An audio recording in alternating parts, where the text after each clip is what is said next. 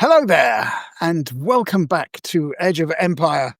All of you out there, all the servants of the Emperor, the War Master, and the Omissar, we welcome you. So tonight, you are listening to Edge of Empire, and this is episode 8 of year 9. My goodness. Yep.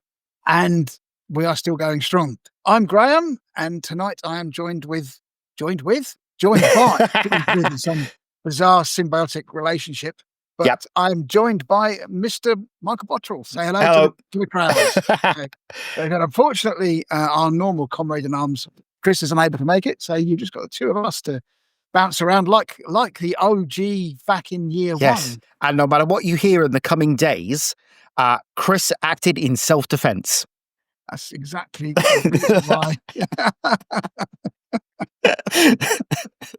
So let us not mess about. So tomorrow, whatever, we've got an action-packed show full of grim, dark goodness. So we're going to look at this month's new releases, as we always do, from the combat forces to the mighty Fellblade, finally in plastic. Yes. And even some tiny scale reinforcements for your Legion Imperialis. We'll also talk about what we've been up to in the hobby, painting, gaming, and maybe more than one or two tactical missteps all along the way. Oh, yes.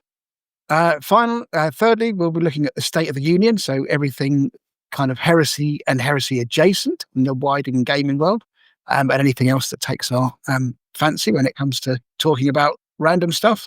And finally, we will be rejoined by Chris for the is it the first V3 list First challenge? V3 list challenge, yeah. Okay, so this was something of a controversial point, and which none of us actually completely got the right end of the stick for, but it's going to be fun. So what we wanted to do, or what I thought we wanted to do, was take the Saturnine box set, lovely box set that it is, and create a list from that. What I didn't think we were going to do is then add loads of stuff onto it.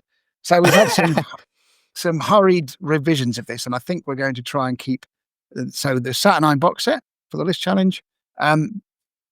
Extra points for the most amount of the Saturnine box set used, plus however much additional stuff you want to add on. Again, we'll be looking at the costs. We tried to keep it under £200. It's quite difficult.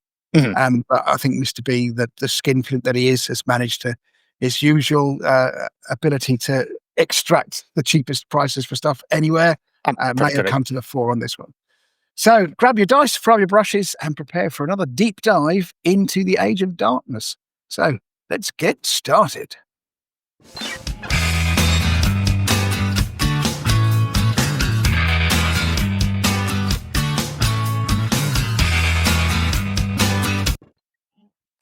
Okay, new releases. We've got an interesting set of new releases this month. I think we were going into this and we were like, oh, is there anything coming? But we had a bit of a delay getting this episode done due to life, because life gets in the way, as it often does. So we do have... I was in America, which was very exciting. You were, weren't you? Yeah. So is there anything you want to share about life in America? Or it was lovely. Yeah. I was very impressed with America. I've got to be honest with you. It's been a long... last time I went was around the year 1999, I think. So, but anyway, went to Santa Monica in America, and I thought it was lovely. Fantastic place. Beach is beautiful. Showing off place. Were you showing off the guns on Muscle Beach? I certainly was not. For good reasons. Because I don't really pack the firepower I once did, let's just say, and be done with that. But yeah, I was very impressed. I really liked it. Los Angeles seemed quite nice at that part of Los Angeles anyway. So I can't speak for the whole Los Angeles. So yeah. But anyway, combat forces. What do we got? Combat force. We got 3 combat forces. Now, these were announced in between the last episode and this one. So we've got 3 combat forces. These are £105 boxes, or they're currently £84 at Element Games. Say hello to the dogs for me, Graham. The Legion of Astartes one, I'm going to be honest, I'm not sure about this one. Yeah, it's a bit disappointing, isn't it? It's a 20 Marines, a heavy weapon set. You get the bolters, the heavy bolters, and the missile launchers, which I don't think is a bad one, to be honest. A Rhino, which isn't terrible. It's actually really useful, this edition, I think. What's let this down is the Dreadnought. I don't like the fact it's a Leviathan. It makes this box set one that you're less likely to buy, and it's the Range Leviathan. What would you have put in instead, then? I would have put in a Contemptor. Really? Why? I mean, I would I think take the a Leviathan contempt. over Contempt. I think the contempt is more flexible because it's got a lot more options in terms of weapons. I see where you're coming from. I suppose. Yeah, I mean, out of the box it does because you can kind of kit it up for close combat. Interestingly, slight tangent, of course.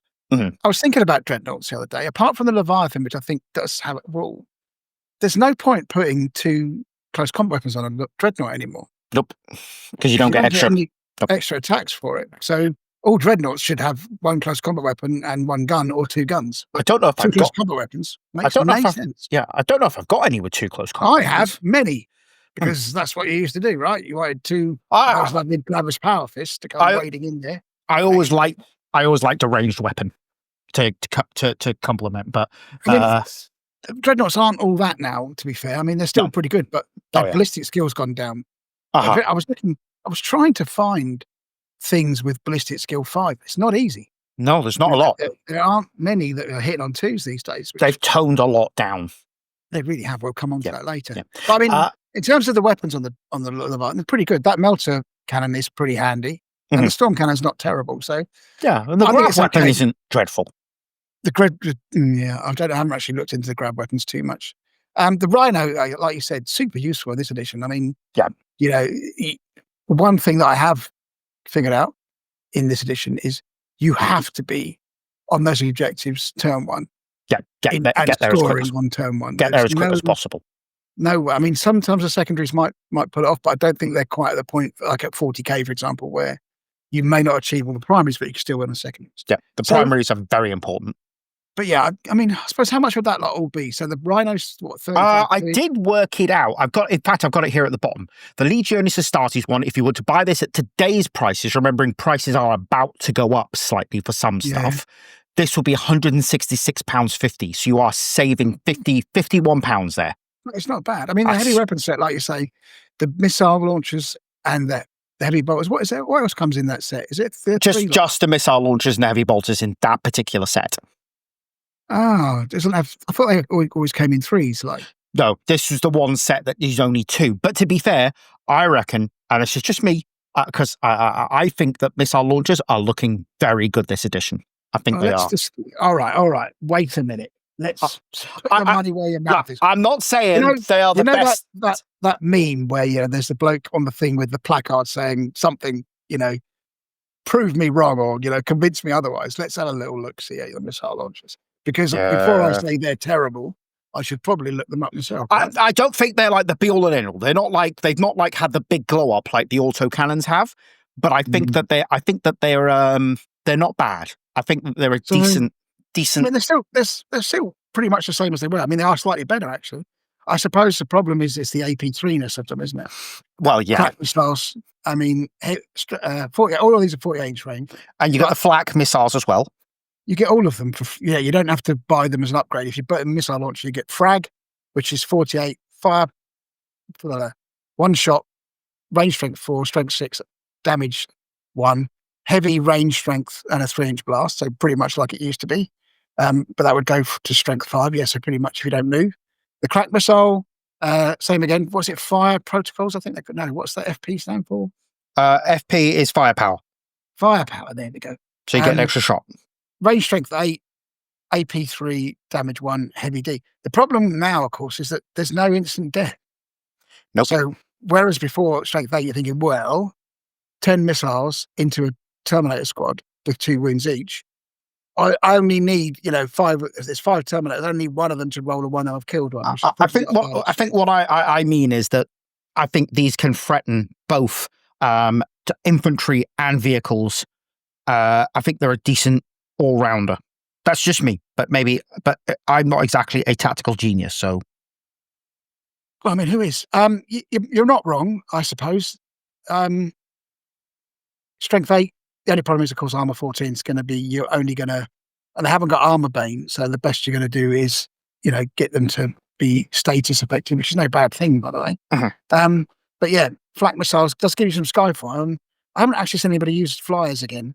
I haven't had a chance to play with a flyer yet. Yeah, I get your point, Mr. B. They aren't utterly terrible. I'll grant you that. They have some flexibility, which is not bad.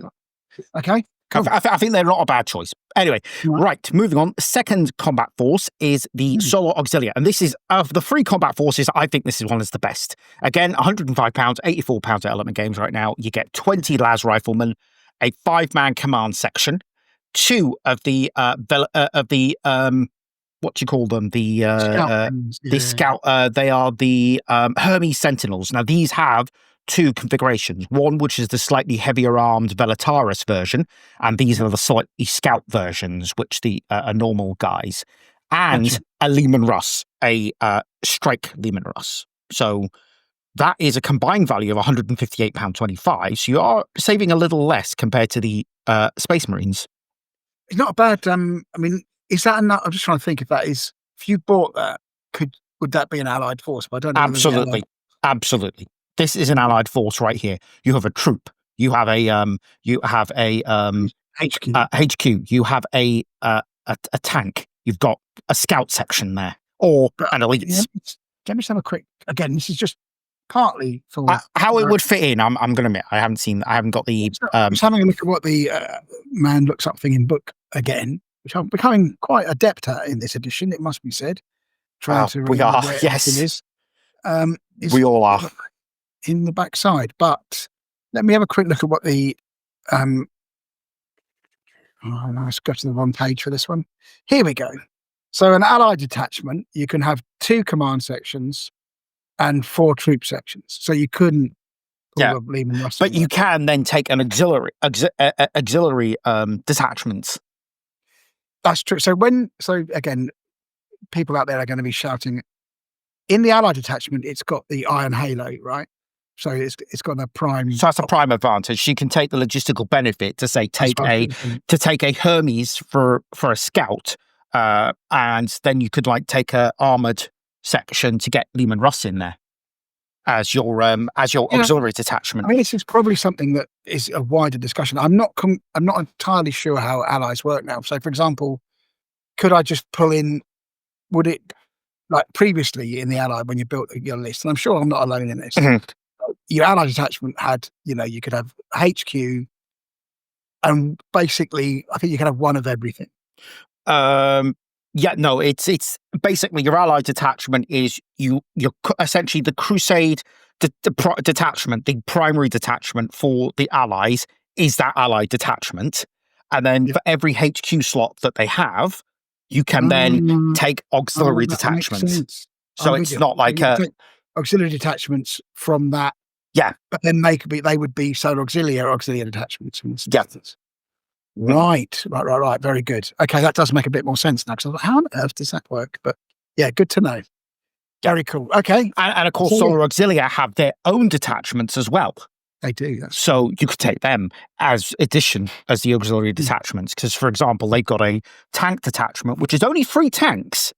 But if you take that and your Solar Auxilia sort of core rule, your Legionaries Astartes, your Right of War, whatever it is essentially the tank type army, you get another one of them for free. So instead of having 4 in a tank detachment, you essentially get 6. 6. Right. Nice. So how that works for allies, I'm going to be honest, I'm not sure. I'm pretty sure it's just the same. It's normal. But so I think this is the best of the boxes, and I'm gonna have to get one of these at some point because I need more troops for my Solar Auxilia. Well, I'm selling my Solar Auxilia, Mr. B. Tanks don't hurt. You can have plenty for that. I will have a look. We'll see what you got. But right, okay, and then no, we haven't got the Mechanicum one up here. Next, I should check these before thingy. But the Mechanicum one, let me just is basically it's got 6 Phalanx, 2 Castellex, and a Thanatar. It's the wrong Thanatar, isn't it? It's the combat force. Yeah, so it's got. So I'm just looking at it now. It's got the plasma guy Thanatar, plasma mortar guy. Yeah, 2 Castellax, and 6 Phalanx. That seems. I don't know. That doesn't seem quite as good a deal. I know the Phalanx is not cheap. It's £158.25. So sorry, £158.25. Sorry, the Solar Auxilia is £150.50. That's it. So it's not terrible value, but to me, that's I'm going to start an army. It's not I'm going to expand an army. I mean, if you got that with Saturnine, and then you just added a HQ, you've got a decent allied force there, I think. That is true. Yeah. With a solar auxiliary, it is literally a start an army, expand an army. It's got everything in that box is like useful for most expanding I armies. think the problem is that are the phalanx troops now? I can't remember. I'll have to have a look it up. Oh, that's a good point. I thought they were troops. I don't know. Oh no, tech priests are troops. That's right. See, only tech priests are troops. Oh, okay, this could be complicated because the Mechanicum is a the problem is list. Mechanicum is really complicated, and that's the first time I did, and it was just like you have to do so much juggling with troops and prime detachments to get what is actually a reasonable army together. It's hard graft. Yeah. But yeah, so they aren't troops. The Castellax, depending on how you load them up, aren't troops either. But there is an automata detachment which you could take the two Castellax and the Thanatar, but you'd have to try and find a support slot for the phalanx. It's a real pain they're not troops. I don't understand that. But again, nothing's troops in apart from, like I say, tech priests. Okay, I'm just gonna rename some files because it looks here for some reason Chris has done these in the right order, but for some bizarre reason they are showing randomly. So I'm gonna I'm just quickly gonna alter the names to make to like just 1, 2, 3, 4, 5. Live production, people. Yeah. So that is one thing I did find that the Marines were very easy to get your head around in terms of building an army list, and it all seemed to work quite well. But the Mechanicum was graft. It was real, like, okay, logistical benefit to you get this, tech priest to get that. It was just like, oh, this is all right, sure.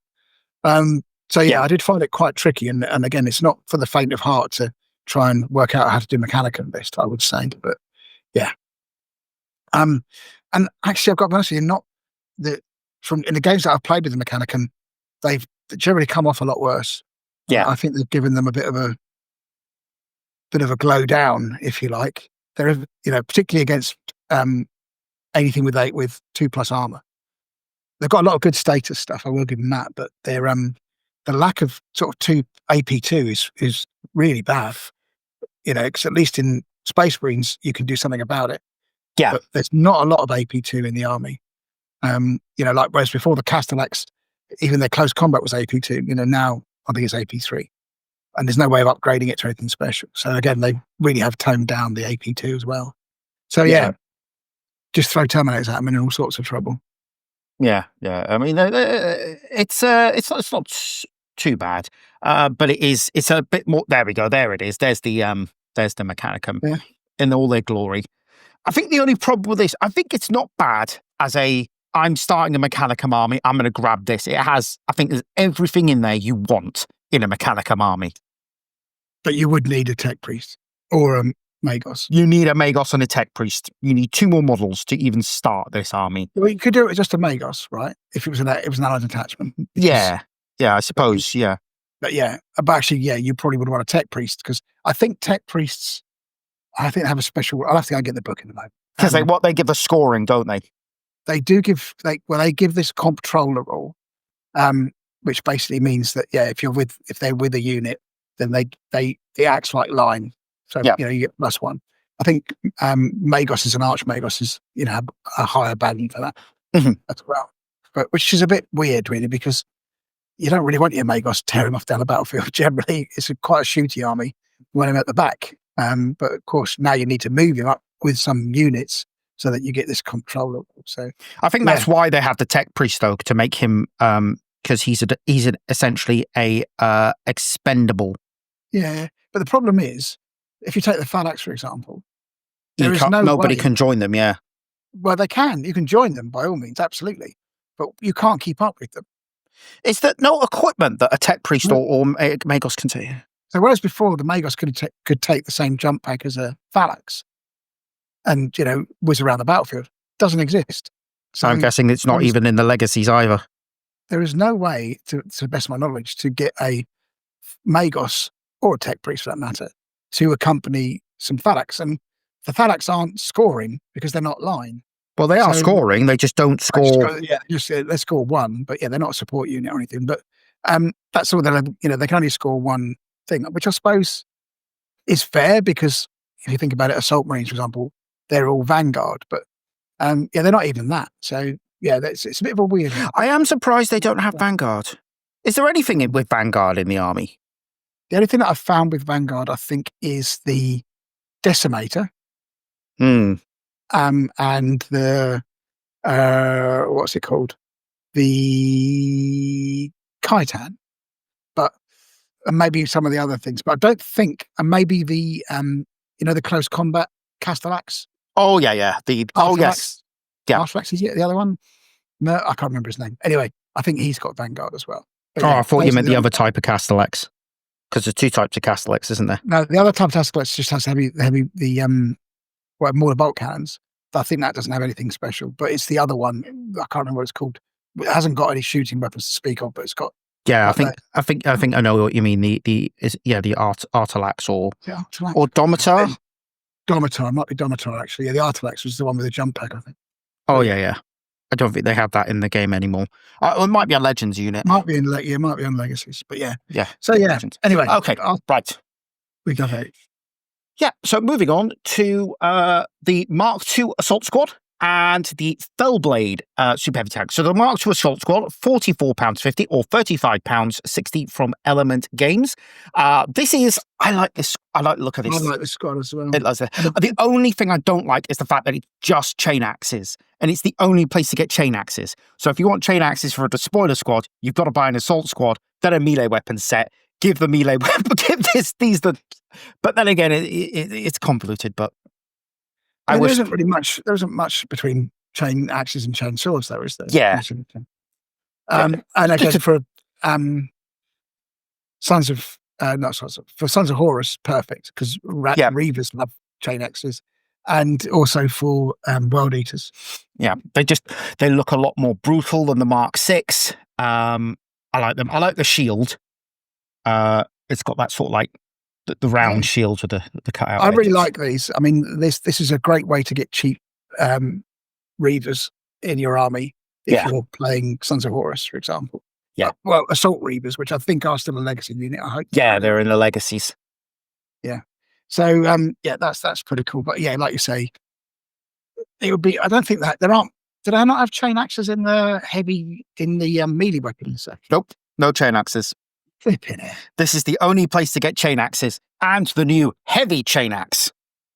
Oh right, yeah. So let's have a look at the stats here. So chainsword is initiative modifier I. So IASS and S.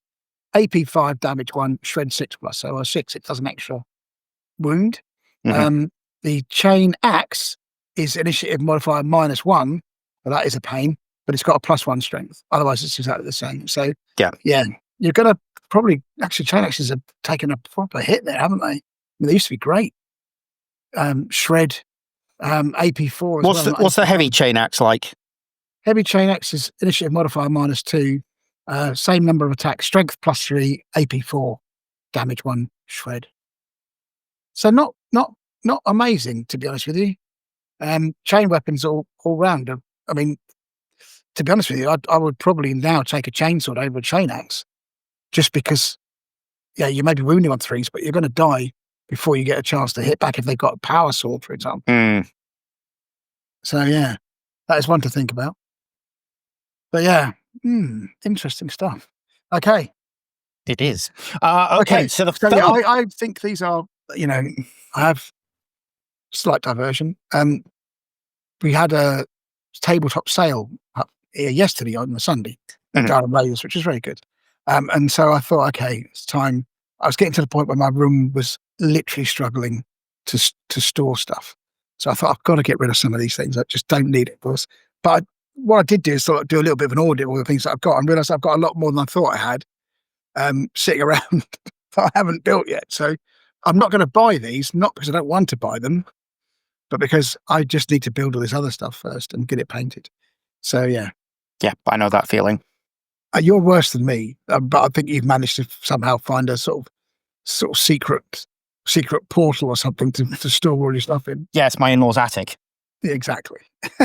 It just makes me sad seeing unbuilt models. Yeah. So anyway, I think this is a great kit, a cool looking kit. They look the business. They do. They're really good. Okay, we have the Fellblade.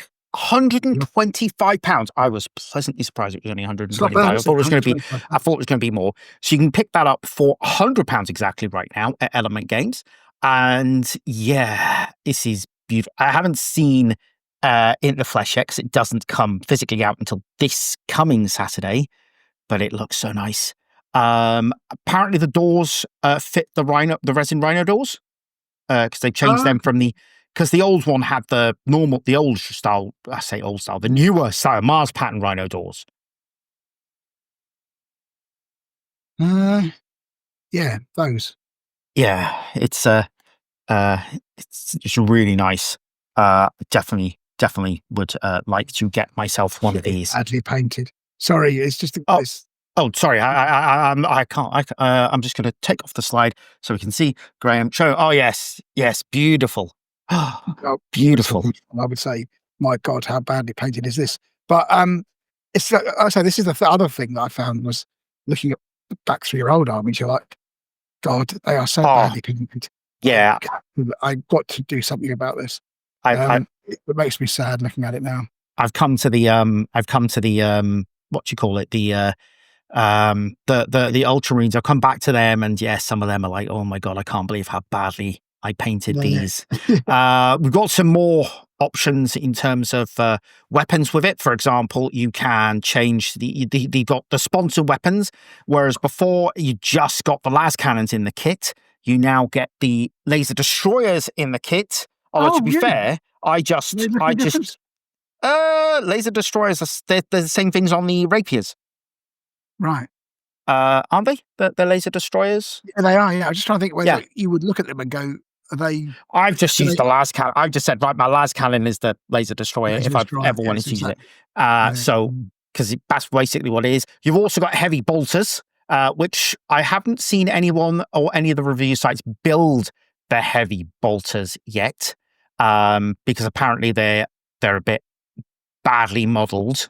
At least on the website, they look a bit badly modeled, but I've only seen the Goonhammer review of it, so gotcha. I haven't seen any.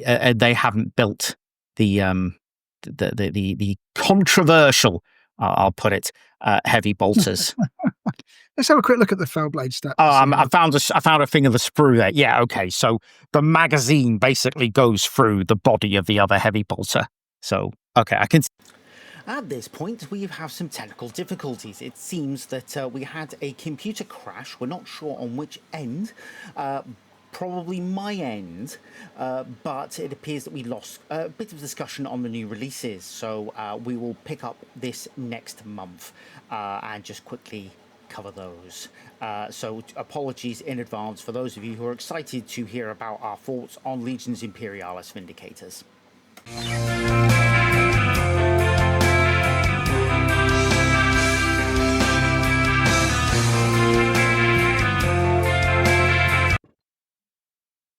All right, what we've been up to this month. So, Graham, do you want to go through your painting first? Yeah, so the pace has definitely slowed, I've got to be honest. Okay, I don't know why it's put up pictures of of my gaming there. Oh my word, this is just typical of today. Right. No, apparently it is showing the right thing. I don't know why it's. No, I mean, as in, what is it? It's showing. That's right. It's showing that. That's what it should be showing. Yeah, that's what it should be showing. Yeah. So yeah, I finished my Trieros, which it was good fun actually. I enjoyed painting this model. It's a nice model to paint. Giving it some more sort of grim darkness, which I'm quite pleased with the overall effect. I had to mix up the sort of metallic colour for it, which required some thought, but that was good. So yeah, all in all, really nice model. Actually, I've always liked the look of them. They always look really cool, I think. Which metallic colour was it you had to mix up? So I mixed up Brass Scorpion with a little bit of charred brown, which is a Vallejo colour, and then mixed in some Agrax Earthshade. So just to make it a little less shiny and a bit more dull. It seemed to work okay. But I couldn't tell you what ratios I used. on this one, which is something that I know that the cult of paint people are like, whenever you mix paint, make sure you remember the ratios you use so you can recreate it again. And of course I never do. But yeah, so just to give it a slightly duller look, and I think I highlighted it with a brass from scale 75. So yeah, it's good. Nice tank, nice to paint. And again, I'm quite pleased I managed to get the sort of dark red being the predominant thing without being overly mechanic and red. So it still looks pretty grim dark, which is what's it's happy with that. really nice. It's a really nice model as well. Okay. And you also did why is it sliding over for me? Probably because I haven't again. Don't worry. I will get this. I'll get this fixed. It's from okay, that'll be why, because it's only literally showing your the one picture, because that's what was selected before. That's fair enough. So if you give me a second, I can now show the world more grim darkness with my Magos, Archmagos in this instance. Obviously part of the Mechanicum thing is you need a lot of Magoses, really, or Magi. Yep. Tech Priests, Magos. Yeah, they're all kind of very much needed. So I had this one. I think this one came out the Imperium set. You know, the weekly kit things. That yes, he was with that. I sold a load of them. So I managed to snaffle him, save me buying one, and paint him up again in this sort of grimdark color. The thing that I'm most pleased of this is actually the armor panels, which are done with a sort of mixture of Tamiya clear red and Tamiya clear black, to sort of give it a darker, not super shiny feel, and then with an oil wash over the top. So I'm quite pleased with that, because it's quite I was thinking, how can I make this armor look different? And I could have done it just all silver, but it would look a bit boring. So I went for a sort of clear coat on that, basically. I love the oxidization of the parts as well. Yeah, that's my oil wash. But the and again, I use a lot of the because they're supposed to be slightly sort of demonic-ish, or at least slightly corrupted. I use the Green Stuff World two-tone paints. To give it a slightly weirder look than the normal on certain bits. Usually on power plants and stuff like that, so that you know that they are like a properly corrupted up old unit. So yeah, I enjoyed painting this one. It's good. It took me a long time, actually. It was a shame, but yeah, happy with that. Looks very Bansetsu. Yeah, that's kind of what I'm going for without, but it's quite difficult to achieve that. But yeah, it's definitely on the adjacent, I would say, somewhat adjacent, like probably about 300 miles away. But yeah, it's getting there. Okay, cool. Right. Okay, so for myself, I painted these are the Marines I painted this month. I had so my Imperial Fists I painted in Overseer. That's my third Overseer. That I just like that. I do like Overseer because I've got my Solar Auxilia, and I'm like, I want to use more allied Solar Auxilia. So it's like the Overseer just seems like a sensible unit for that. So I got a couple of them and put them in. I also painted some breaches for the Imperial Fist as well. Squad of 10. So this is only 5 in this picture, but there are 10 in total. So and for my Ultramarines, we got an autocannon squad in Mark 6 armor, because autocannon squads are basically the biz now. They are good. They are very good. They're very, very, very good. I also painted the Centurion in Mark 2 He's really armor. cool, that Centurion. What is that from? So that's Saturnine. Saturnine. Oh, cool. I've got one. That's the Mark II. Yeah. The only thing I would say about him is you have to build him.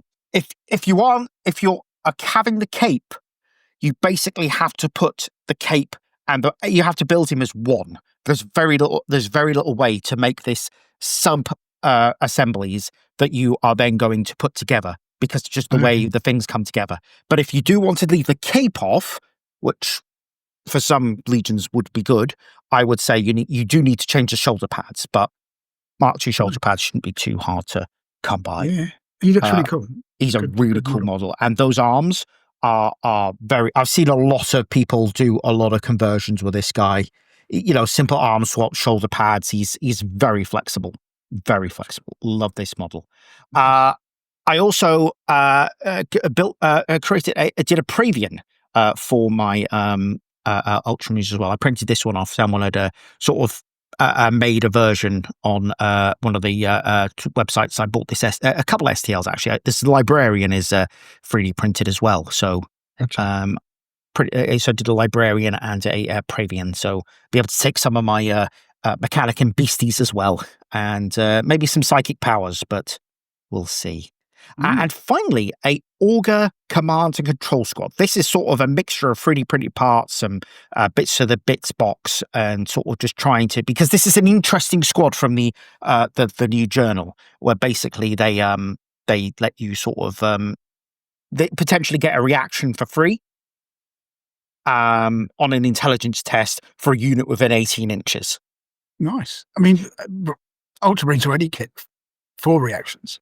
Pretty much on 3,000 points. If you take a Master of the Legion, you get an extra reaction. You get 2 at 3,000 points. It gives you 3, and then Ultramarines can get 1 more.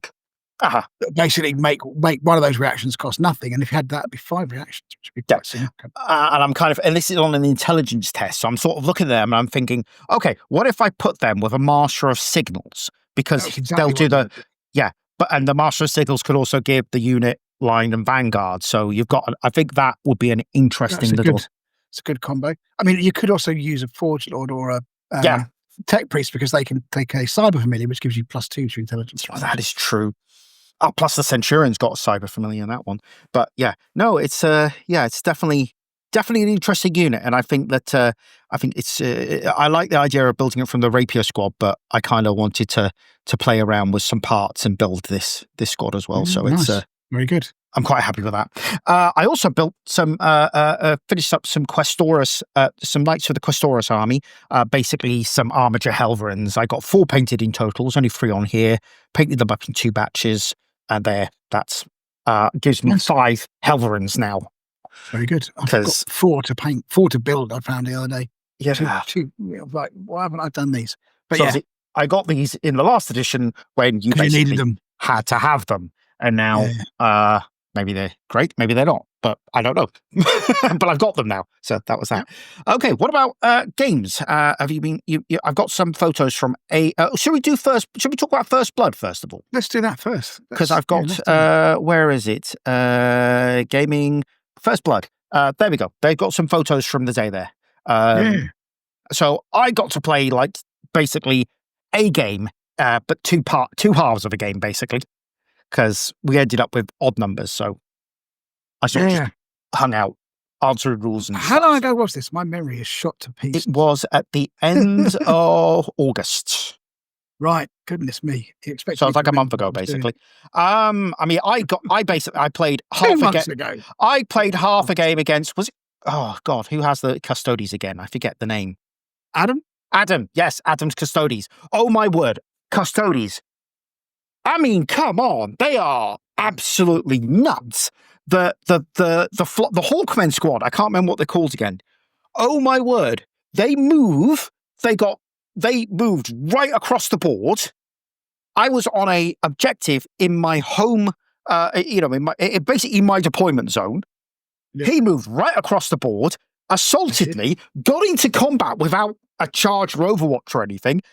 Absolutely knackered my squad. Vanguard got him some points there. He also got points for the First Blood, or for first, killing the first unit, and he got points for it was absolutely mental. I think he got an absolute ton of points from that one move of that one squad. It was absolutely nuts. They move so fast, and they are absolutely terrifying. Custodes are ridiculous. They are. Chris has nothing to complain about. For once, you're right. There is absolutely no chill to Custodes at all.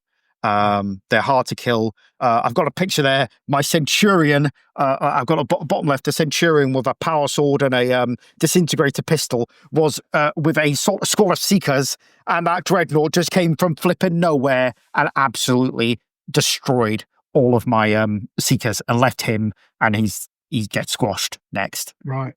Jet bikes are pretty good. Jet bikes, I've not tried them yet, actually. Jet bikes are pretty good. I played Paul in my second. I played I played half of a game against the Custodies, and then I sort of stepped out so that Anth, one of the guys who comes from Hartlepool Gamers, could come in and take a go and play Adam. And he said that was absolutely crazy game. But then he left to go see Formula One, which I was like, yay, I get to play now. And then this new fella with lights turned up. And I was like, oh. But then some other people left at the end. So me and Paul got to play half a game. And I played against him. I think my problem with that one was it was a 2K game. But I was very cautious. You can't be cautious in this new edition. You've got to be very bold. Yeah, I think that's true. Absolutely. So yeah, I'm just looking back now on what I actually wrote at the time. So I had 3 games, I think. So Ultramarines, Custodies, and Dark Angels were my chosen. However, can I, for the life of me, remember who I played? Custodies, I'm pretty sure, was Adam's Army. Yes, he was the only Custodies. You played Paul. Peter's his Custodies. Yes. His Nemesis company. Not Custodies, Ultramarines. Oh yes, that's right. Yes, that was a very cool game. Yeah, there was a couple of eye openers there. I think I did all right in that game as well. I was taking my Dark Mech just for reference. So that was a couple of the tanks with the Venator cannons. I did take a Trios with a load of tech thralls in it, which is quite an expensive unit. I can't remember what the points limit was. We didn't have a points limit. We basically said, come with your stuff, and then basically go from there. Basically decide between yourselves who you want to play. It was sort of like, it was chilled out. It was just sort of like, we're coming along. It was very chill. Yeah, it was good. It was a good day for learning and not to learn. It was just a horrible, because it was like the bank holiday weekend. Was it the bank holiday? No, yeah, and it was sort of like there was a lot of people who were like, "Yeah, I'm literally coming away on holiday, coming back from holiday that day." You got a few people there, didn't you? Yeah. There was quite a few people there. It was a reasonable amount. I can't remember who had the Dark Angels, but they were very nice. Andrew, that's right. Andrew. It has taken him like 10 years to paint that. Actually get something painted. Yeah, amazing. That's why I couldn't believe it was him. Yeah, but for context, when we first did what became Company of Legends, Andrew came along and most of his army was completely unpainted, including a Thunderhawk. Which I think he assembled that afternoon. Yeah, he assembled the Thunderhawk on the Friday night, and it was completely unpainted, and it was sort of like, and I remember there was one lad who come over from Manchester, I can't remember his name, and he was like, mate, I don't mean to be a stickler here, but that bloke's got an unpainted, barely dry glue Thunderhawk, and we're all here with painted armies, and it was like, oh. Yeah, I think after that we put some rules in about what you could take to an event, which is part of the learning process. Yeah, I mean, there were 3 good games, and again, they was just super useful for getting your head around the rules. Although I'm sure they got plenty wrong by that point. It was a good day. Well, I learned that day playing those sort of chilled games. The main thing I learned that day is, oh my God, you set your objectives up before you decide the deployment map. And I didn't realize that. And then suddenly it was like, oh, this is completely, because I ended up putting my deployment map down, and then Paul was reading through it and he said, oh, you realize you decided the deployment map? And I was like, what? Yeah. So we put the objectives down, and then we rolled for the deployment map, and I put the objectives in completely terrible places for me. Yeah, but yeah, I think there was definitely some useful information there. So cool, good day, and a good idea for just getting people familiarised with the rules. The only way you're going to really learn these rules, you can read them all day, is when you actually play them. To be honest. Yeah, I mean, we're going to have to sort out another event, probably for the new year, but we'll maybe or December. We'll sort it out a date. I mean, we were going to have a 2-day event, but it was just the feedback I got was short notice, and nobody wanted to play an Apocalypse game. Yeah, so I think Apocalypse games are out. We're not going to do them again, unless they're very specific for people who want to do them. But I think generally that was one of the things that people weren't too interested in. We did give people the option of just playing one of the days, but we just didn't get enough people to pay for the whole. It very much came down to it was just a couple of weeks less notice than they would have liked. Yeah, I mean, I don't know. I mean, it's one of those things. We'll have a think about it. Maybe we'll do something in the new year. Yeah, I'll start looking at dates for January or February. Maybe first weekend of February or Bear in last mind, we're weekend of away the January. first week in February. Oh, yes, we are. Yeah, what date are we away? Oh, sorry. Tell me off stream because we don't want people going right. That's the perfect weekend to Rob Graham's house. Yeah, absolutely. No Yep. worries. Okay. Yeah. Oh, I've Yeah. got some other photos as well. Is Yeah, that Andrew's Dark Angels? Dark Angels, Yeah. and that's Adam's custodians. I Custodians, thought yeah. were nicely painted. I like the gold on his custodians. It's very nicely done. He was wasn't- explaining the process, and I was like, "Wow." Yeah, it wasn't. The gold wasn't like this sort of orange gold. It was a nice kind of gold. And I think if I was going to do custodians, I'd probably try and do something along those lines. His as well. washing, I think, if I remember correctly, his wash is the way he washed the gold was quite similar to the way I do it with a sort of mix of what's the word I'm looking for? Glossy and matte stuff to sort of create a satin. Right. Yeah. I mean, you know me, I'm never putting anything glossy near my models. So, but anyway, yeah, it was good. It was cool. And it I was don't know, good. unless you do mud, because a gloss wash around some like water, Again, resin water, it looks really good. never doing gloss. Yeah. Go on. I mean, I don't even do gloss washes for oil washes, and I know you're supposed to. And people say you're supposed to do gloss varnish, and then you do the oil wash over the top of the gloss varnish, so that it all runs in. And I'm sure it's lovely, but the thought of making my models glossy, I know that's just a weirdness. But anyway, moving on. Yes. Okay, moving on. So, shall we look at your Graham's game? Sorry, Your Graham's game? Your game's Graham. I've only got one slide here for you. Oh, that's a shame because we got our game that we had on the 27th of August. Have I got that on here? Oh, no, we discussed that in the last episode, I think. Oh, did we? Okay, fair enough. So yeah, this was had a bit of a break. I had a game last week against Tristan. Not played Tristan before. He's just sort of new to Heresy. Iron Warriors Army, really good Iron Warriors Army, pretty hardcore. And I took got the Ultramarines out of storage to give them a run out, see what they were like. So some good things in the Ultramarines Army, I've got to say. Like I say, these extra reactions are great. The Formentaris were actually not overpowered this time, I would say. They're kind of reasonable. Didn't really do a lot, but they looked cool. Again, it was really, this game was one of the one where you've got the objectives, but every time you score it, the objective value goes down by 1. Oh, I haven't played that yet. But basically that means you have to get on the objectives. So what I did is I managed to get my 2 tactical squads onto the objectives turn 1, which is their line 2. So, you know, each one of the objectives is worth 3. So that's 10 points out the bag before you've kind of even done anything. And it did really well. I got my ever dependable Caesarian, which are still pretty useful in this edition. They're not as devastating because the axes are only AP2. Sorry, AP3, not AP2. But they are Only. yeah, they are breaching 4+, so pretty handy. And I have got +1 their strength now, which does make them slightly better. My Assault Marines, I took Veteran Assault Marines. They got absolutely mashed by his Terminators, and then but I took a Land Raider. Land Raiders are tough to get through. I had 3 Laser Destroyer Vindicators as well, which were brilliant. They are super useful. If you don't move them, they're just devastating. But I did find out a very useful lesson, which was I had a Kratos, because the Kratos is actually really good now.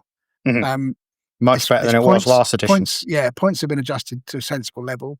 It's 14 all around, so it's quite survivable. And you're not one-shotting it anymore, like you could do in the past. And it's got like 10 hull points, so it's a tough nut to crack. However, what I didn't, of course, appreciate is that once you get a status on a tank, you can't just throw a dice at the end of the thing to get it off. Well, you can, but it's a 6 to auto repair. So that basically, he managed to put you're basically snap firing from here on out, which actually at Business Skill 4 means you're hitting on 5s, which isn't all that bad. But yeah, so the tank was kind of nullified by a status effect. So this next game, I'm definitely taking a Tech Marine to deal with that. So I can have him go around and basically fix up the tanks and take these statuses off them. Because they definitely caused me, it nullified a good chunk of my army by having statuses off them. So yeah. So this is where you want a tech marine on a bike. Yeah, exactly. Tech marine on a bike. Well, not a bike, but just a tech marine floating around. He can get to where he needs to get to. It works really well. So that's what I've got. Put them in a van. Actually, what I've done is I've taken a Forge Lord because the tech marine's got 70 points with a side familiar, and I thought for the extra pluses of taking a sort of Centurion level character, and he can have a solo harness as well. I mean, we can fix 2 lots of tanks in one turn. It's probably a bit more useful. So we shall see how that goes on. But I've got rid of the veteran assault squad and just made them a normal assault squad. So, although having 2 wounds is useful, it's not necessarily. What does the veteran assault squad get over a normal assault squad? It gets an extra wound, basically, as far as I can tell. That was pretty much it. Everything else is, I think their weapon skill is 5, actually. I do beg your pardon. But yeah. Yeah, because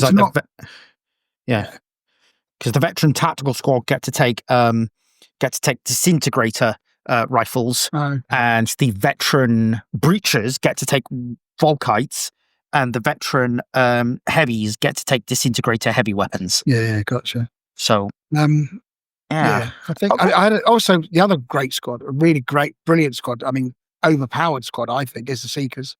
Yeah, 10 Seekers. I mean, they're just devastating.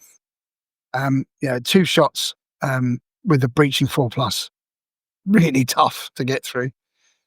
So yeah, one to watch out for. Yeah, Seekers are amazing. Seekers are definitely kind of S tier if you want to sort of take a gaming parlance. S tier level things are now really, really good at what they do. Yeah, they are amazing. So yeah, I can't remember what the veteran assault squad gets over and above a normal assault squad. I think it might be Vanguard 3 as opposed to Vanguard 2. Right. But let me have a quick look in the book, if they're in the book. No, they're not in the book. They're a Legacies unit. Oh no, I think I think they are. I don't know now, because some of them are Legacies units and some of them aren't, and it's like which. Yeah, which ones are and which. No, ones I think that which is the tactical. I know the veteran breachers. Veteran tactical squad is an elite squad. And the assault squad. Here we go. Oh, there we go. There it is. It is. So 120 points for 5. They have got weapon skill 5, which makes them slightly better. Yeah. They are Vanguard 3 as well. They've got less limits to what weapons they can take, like power weapons and stuff, haven't they? Or does that mean making that up? Any mod of the unit can have its bolt pistol chained for combat shields. That's the same. Chainsword for 1 item from the Legion melee sergeant. Is that everybody, or is that just everybody? Any mod. There we go. So veteran sort of assault squad, you could give them all power fists, for example, if you want to be crazy. Or all power lances. Or all power lances. Yeah, nice just for killing whatever you put in front of it, really, before it kills you. So yeah, they are much more expensive, of course. Mm-hmm. 120 points for a 5-man squad as opposed, and that doesn't include kitting them out with some crazy weaponry. Yeah. A normal assault squad for 10 guys is 140 points, and they're Vanguard 2. So yeah, again, I think it's better weapons, but fundamentally they're still only 3+ armor, and they're only going to get a combat ship. So is it worth spending double the points? Yeah. I'm not so sure. But anyway, so yeah, that was a lesson learned. Basically, what I did was I swapped a 10-man assault squad, a veteran assault squad, for a 10-man assault squad. That gave me enough points with some jiggling to get the Forge Lord in. Okay. My games, I played 3 games this month. I played a 1,500 point game against Russell. Imperial Fists. No, this is the. It's all mixed up. As usual. Okay, so here's my game against Russell. This was 1,500 points of Imperial Fists against his Alpha Legion. Was pretty good. He got ahead very early on. I was able to catch up, but it came down to secondaries, and he won 2017. Biggest issue in that game was balance. I needed more line and perhaps Vanguard unit, and I had a status on my Master of Signals, so basically the whole game, so I couldn't give a squad the line or Vanguard, so I kind of got stuck there. Why couldn't you give them a line or Vanguard? You can't do that when you're on the state. You got a status, can you? Or am I getting it wrong? The status. I mean, it's worth. It's probably worth looking at. To be fair. Okay, I will take a look. I just thought you couldn't do that when there were. You could be right. I'm not so sure. Let me just have a quick look on that state. But You it was carry on. it was a really good game. The Praetorian Command Squad absolutely mullered his tacticals. They just walked up to them with a Praetor and deleted them, and they were just gone. Command Squad's actually pretty good. Challenge. I did my first challenge in that game. I won the challenge, and that came down to the fact that my guy had a Paragon blade compared to the other guys only having it. I think he had a power sword. Right. So my Paragon blade was just better at causing more wounds. Yeah. So it was my first time playing the challenge. Actually, it's not that bad. I've just got to figure out the different, a bit more the nuances of the different gambits. But it made a lot of sense in the end. I also helped that I had more outside support because I'd managed to knock out one of his Terminators. Right. So he didn't get the plus from the outside support, whereas I did. So that was... Yeah. So yeah, challenge phase, it's interesting. It's interesting. It's not as intimidating as I thought it was when I first saw it, and I was like, oh my word. Okay.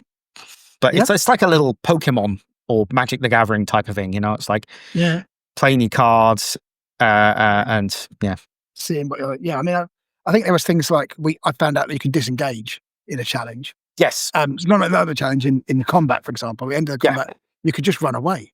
Yes, you can. Right? And they can't kill you. They can catch you up. Catch you. But if you've got an assault squad, for example, you go your full movement back. So you go back 12. So it's hard so they've kind of built in for hit and run, really. They have. They have things like that. Which anyway, let's have a quick look at tactical statuses, right? Because I looked at the command Vox relay, and there's nothing in there that says you can't do it while under a react. You know what? You can't react, but it's what you can't do, right?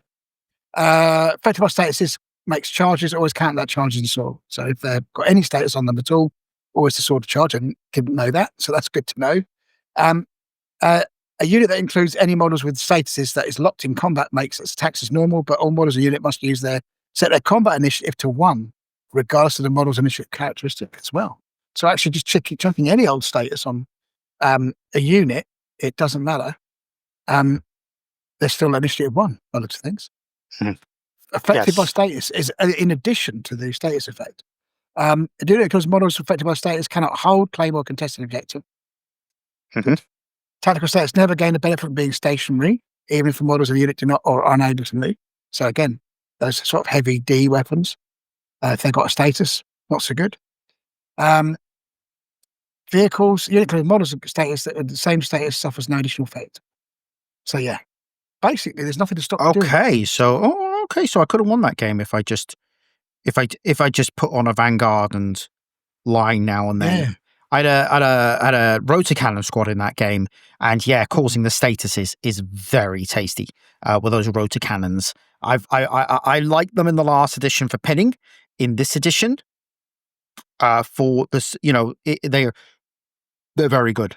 They're very good. I don't know if you want to build an army around them, but I think in a 3K list, if you've got points to spare or you want to get some pinning in there, I think if you can get the line from the Master of Signal, that was kind of my plan. Get them line from the Master of the Signal, have them sit on the back objective potentially, and just push out suppressive attacks. Absolutely. And I think if I'd gotten them line, I think I would have won that game. But gotcha. Anyway, okay, I just assumed that I couldn't. Okay, so that's what I made an ass out of me. My second game was against my pal Ed. It was 700 points. He's never played Heresy before. He was using Thousand Suns that he plays in 40k. So we had to build a list along. It was a lot of fun. It was very chaotic. It chilled out. We were just sort of took us like 4 hours to play a 700 point game because we were just chilling out and chatting and playing and.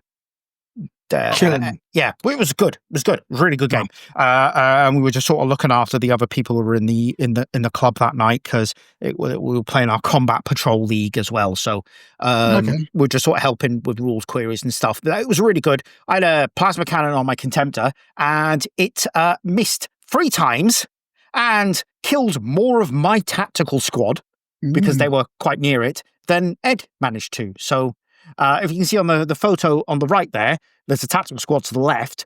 I kept firing at him or his Praetor up on the building, and it kept scattered. Every time it scattered onto my tactical squad. Nice. And I was just like, just not cool. Okay. And then my other game, I played Dean. This was 2,000 points. I'm yet to get to 3,000 point game. We're getting there. My game against Tristan was 3,000. Nice. I'm getting there, but hopefully next game I play. You can get through all of the game. Yeah. This was good. The deployment didn't favor me. Put down the objectives, roll the deployment map. Nuts. It was very close to where his deployment zone was basically right on top. He got a good chance with his fast-moving squads to get on top of, and some infiltrating squads to get onto objectives. So sure. I caught up, but I was still quite far behind. But it was, there was a lot of that. See, that's the thing. The objectives and then doing the objective map, you can find yourself on the back foot, but good game. I need to, as I said, I'm still rebuilding this army for this edition. Sorry, I had to cough there, so I had to mute. I had some Seekers in a Land Raider Explorator. I was outflanking them. They did very, very well outflanking. Okay. But I don't necessarily think at 2,000 points, putting them in outflanking Explorator is necessarily the best use of points. Yeah, no, I think that's probably true. And a 3,000 point game. Yeah, a 3,000 point game, it could. Yet the only difference is the runner couldn't outflank. Okay, yes, of course. Whereas the Explorer has outflank as a rule. I don't know if it can infiltrate, though. That rule applies, because the Seekers have got infiltrate 9, right? So I don't think it does because I don't think it does because you don't buy the transport for the unit. You buy the transport as a separate unit. Okay, the man looks up thing in book. That's just the way I am interpreting it. Is the unit is separate. The units are separate now. The Rhino isn't built into the squad's into the squad's entry, so I don't think it inherits. It's not a dedicated transport. It's just a transport unit. Let's find out. Let's look in the Book of Wisdom. You've already just proved that what you assumed and what is true could be very different things. Yes. So for those of you following along at home in the Man Looks Up Thing in Books marathon that is podcast these days, page 332 has the information on infiltrate. So let's see what it's got to say. Right, start the mission. Controller player entirely models the infiltrate. The special rule may choose to deploy the unit outside the player's deployment zone.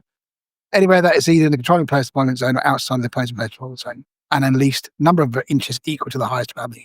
The infiltrate special rule. For at the same time as other units under a player's control. Oh, they're right. Okay. I've deployed at the same time. I didn't know that either. What's that? So before you deployed infiltrate, after everything had been deployed, but units deployed using the infiltrate special rule are deployed at the same time as other units under a player's control. Yeah, hence why Dean having I think he had 3 units of Seekers. Gotcha. So he was able to get onto those objectives, and the other objective, he had a very fast-moving squad that was able to get there. So no, you're right. I think you're right. It's basically the tank would not have infiltrate. Yeah. Okay. A unit that's deployed outside the control of player's performance zone by means of the special rule may not have a charge declared for the first time. Yeah. But if you've got Seekers, you're not charging, right? Yeah. Okay. So that's gaming. So shall we move on to the State of the Union? There's not much to do in that one, but let's do it. Okay.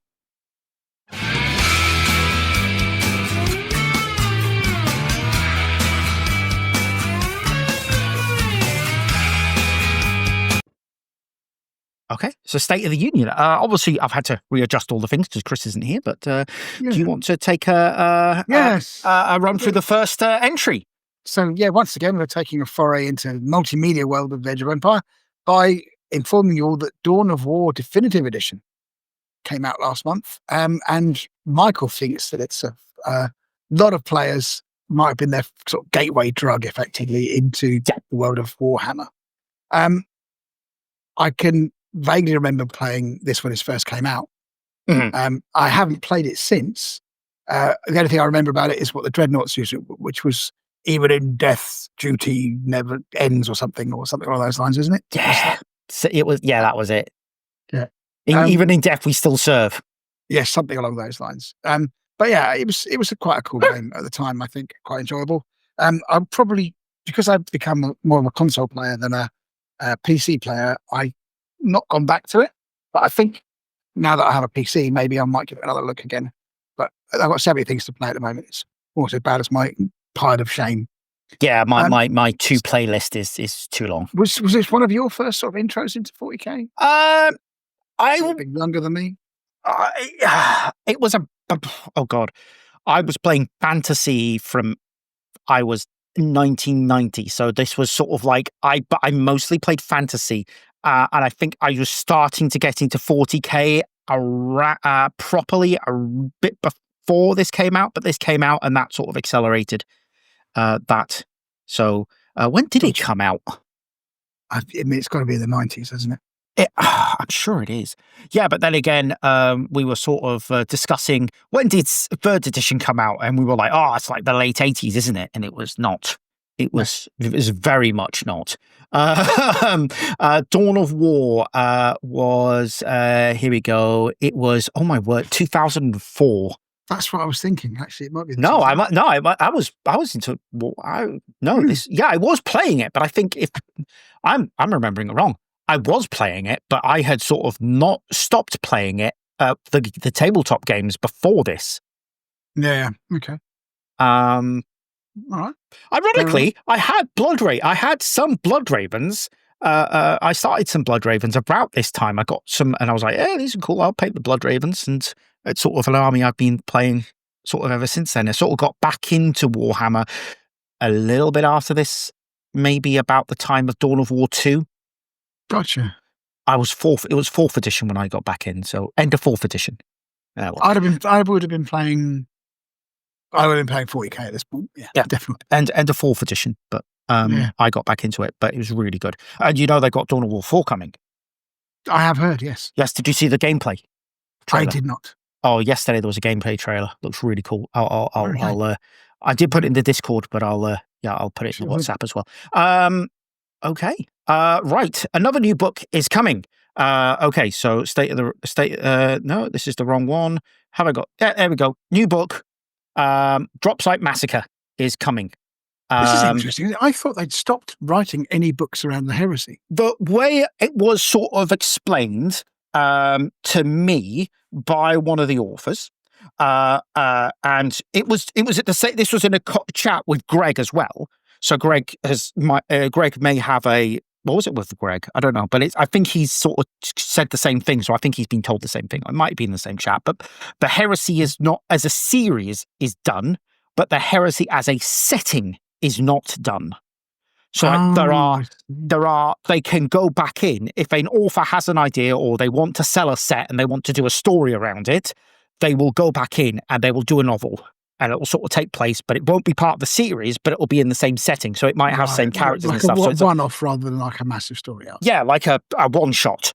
Yeah, I'm with you. But it might it'll fit in with the existing series, but it's not going to be. And I guess the Drop Site Massacre being a tie-in to the pamphlet book thing. Yeah, Saturnine. I must admit, I'm a little bit confused as to why it didn't come out with the box set. That would have been sensible, wouldn't it? Yeah. I'm a bit confused about why it didn't come out of the box set. But then again, I think Black Library's been not the best organised since the pandemic. So, and who knows? Okay, so that was that. I'll just move on to the next slide and then get these are banned. Okay, we'll talk about that soon. But you've got something cool to talk about. Not one, not two, but three new army lists since we recorded. The Imperial Militia, and the Demons of the Ruin Storm, and the Inducti. So they've been going hammer and tongs at the forges. Yeah, they said they were going to release them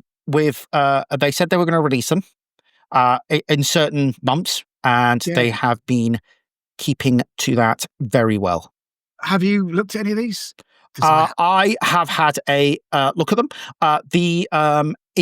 The Inducti, I think there's a mixed bag with the Inducti. I'll go backwards. I think the Inducti are a mixed bag. Like I think the Dark Angels got a really good unit, but I've seen a few complaints about them saying, well, they're not very themey. But they got a unit that is line 1. It's 90 points. It's 10 men, and they've all got Volkite charges, and it's cheaper than a special weapon squad, and it's got line. So I personally don't see the. What's the moan about that? I don't understand, because Volkite charges are pretty. They're cheaper than the tactical squad, and you get a Volkite charger, which is a pretty good weapon. But yeah. Anyway, I think are their stats worse, like their leadership and stuff? Because their leadership 7, I suppose. Leadership 7 and willpower 6, intelligence 6. But yeah, they don't have a sergeant. Most of the squads don't have a sergeant, I believe. The Iron Warriors, they've got expendable. They have a nuncio box as well. So. Yeah, they have a nuncio box. Iron Warriors, interesting. They've got expendable, implacable advance, so they can fire any weapon is volley fire, and they can swap out their bolters for shotguns. Yeah, these aren't bad actually. Expendable one's pretty good. The weird thing about the Iron Warriors is that not everything gets expendable. You have to. It's like a prime advantage. So yeah, I mean these would probably be all right. I mean they haven't got line, but I guess and they're not support unit either. They've got line 1, so you could chuck them on an objective. Yeah. White Scars get Vanguard 2, Expendable 1, and they've got that Proof of Valor thing where basically weapon skill 5, hits resolve for a model with weapon skill of 5 against a unit composed of models with this special rule are only successful on a 4+. So basically they're harder to hit but by tougher units. That's great. And being expendable, you probably want to throw them in at the top units. Yeah. So they're very interesting. They can take power weapons or charnable sabers. Space Wolves, very fast. They can make a charge in the same turn they rush, but they do become stunned or pinned if they fail that charge. All right, risk reward. So they can, they're very good. They can rush. They've got bolt pistols, chainswords, and they get to swap a bunch of. They can swap their chainswords for chain axes for free. They can take a combat shield. So it's an interesting squad. Imperial Fists get to take a heavy bolter or an auto cannon for every 10 models. So it's basically a tactical squad without a sergeant, and they get to take a heavy weapon. Cool. Sons of Horus not bad. Yeah, the Sons of Horus got a nice one. The Night Lords have an interesting one. They've got a special weapon, Killer's Blade, with breaching 6, precision 6, they're an interesting looking unit. I think the problem with I suppose the Sons of Horus can only take bolt pistols and chainswords. Oh yeah, so the Sons of Horus, yes. You'd have to get some. I don't know if there's enough in the melee weapon squad to arm 10 guys with bolt pistols and chainswords, or is there like a despoiler set now? It's the melee set. Yeah, melee weapons that has 10 chainswords and bolt pistols in it. So yes, that'll work. Yeah. The Ultramarines are basically a proto tactical squad, sort of. They've got a sergeant with leadership 8. And they've got and they get to take 2 special weapons, not a heavy weapon, 2 special weapons. So you can get 2 plasma pistols plasma guns in there, or melter guns. Yeah. The sergeant can take basically a combi melter if he wants to, and they basically they've got a certainty and resolve rule. So basically, if they got that special rule, they're never removed of casualties when they fall back into a battlefield edge, and are more likely to have the routed tactical status removed from them. So basically, so they don't come off. Death Guard get Arcane. Oh, yeah, they automatically lose the tactical status and support state if they're on the get the battlefield edge. Yeah, so they won't fly off the board. Yeah, so they're basically right. We're at the turn. Let's turn this around, fellas. That's nice. I mean, I think I might use those in Ductile, actually. Yeah, they're not too bad at all. Thousand Suns, they are. I'm not sure about the Thousand Suns. They have got unattuned protection, so they've got a big, long special rule for That's the problem with the Thousand Suns right there, right? Lots of things. For me, it's like I can't be asked to read all of this at my and I was talking to Dean yesterday because he was next to me at the and he was like talking. You can make all of their guns like rending on fires or something, and it's just like what? This is crazy. They are unbelievable. They have got way too many. They've got way too many special. Yeah, but in Dark Side, they're not bad. So there's hits and misses in there, I think. I genuinely think they're better than the V2 version of Inductor. They're definitely better than the V2. There's kind of like a point to them. Whereas the V2 ones are like, why would I take this over a tactical squad? But I don't know. Like so much of V2 feels like it was practice for this.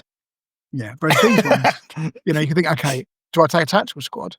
Or, which is line 2, with Fury of the Legion, which is very useful. Or do I take an Inductized squad with some other kind of cool rules? They can't take prime advantages, though. That's, okay, what else we got? We got the demons. Now, I'll be honest, I've only had a very brief look through the demons, but they do look nice. It does look like you've got a lot of options there. Again, I think I've got a demon army. Yeah. I just haven't I haven't used it. It's all painted, ready to go. Yeah. Not by me. I bought it painted. But yeah, it's something that I need to look at because that might be quite a good thing to throw at somebody. Yeah. Unsuspecting. But yeah, I'd be interested to see how they fare in comparison. They were pretty broken in the last edition, so I'm going to see how they get on. Yeah, there. And of course, the militia. Everybody's very excited about the militia. They added options. They didn't take stuff away. They added stuff. Okay. So are they still as rubbish as they were? Like they look to be rubbish. They look to be pretty. The actual stuff looks to be rubbish, but they do have a lot of options and customization stuff. It's like they've looked at the Gene Stealer cults stuff and gone, yeah, we're going to take a bunch of those weapons and we're going to put it in here. So okay. So you've got things like you've got your mining lasers, I think mining lasers and stuff, but you've got a lot of options in the militia. Nice. You can get your horses as well. Oh. I think you've got your psychers, your rogue psychers, who I think can only be in the traitors though. Right. There's a lot of options there. It isn't just here's your Cadians. Right. That's it. Okay. They've kind of gone for a bit more. There's a lot there.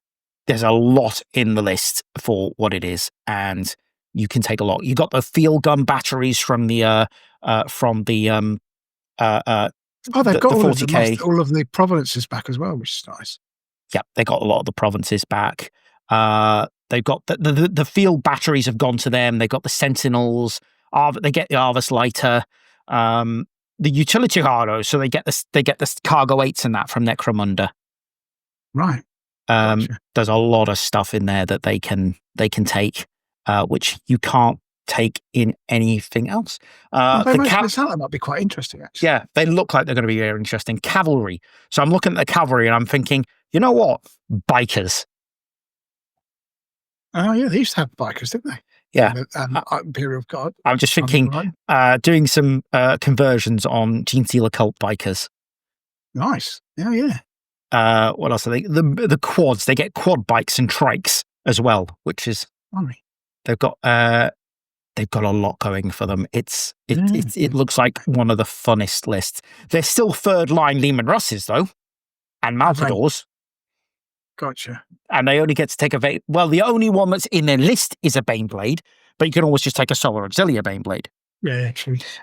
Which has got better rules because you aren't stuck. So that's that. So okay. So moving on to I guess okay, yeah, Fellblade painting. GW did a studio painters thing for that. Okay. That was it. We'll put a link to it in the thing. It's actually not bad. There's some nice model. There's some nice paintings in there. I really like that. The Ultramarines one. It looks really good. So do I. I was just looking at that myself. Is that it? It looks like it's like a metallic blue they've got going on there, but it might just be.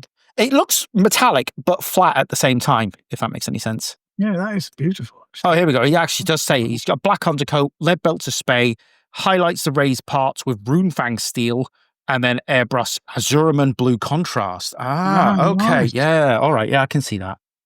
Airbrushes over over clear. So a bit like you would do with like the clear paints. That is a nice colour.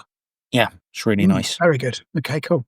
And then scratches and Baneblade Brown and Xandri Dust spray to sort of weather as well. Yeah, it looks really nice. Well. And the Imperial Fist ones looks lovely.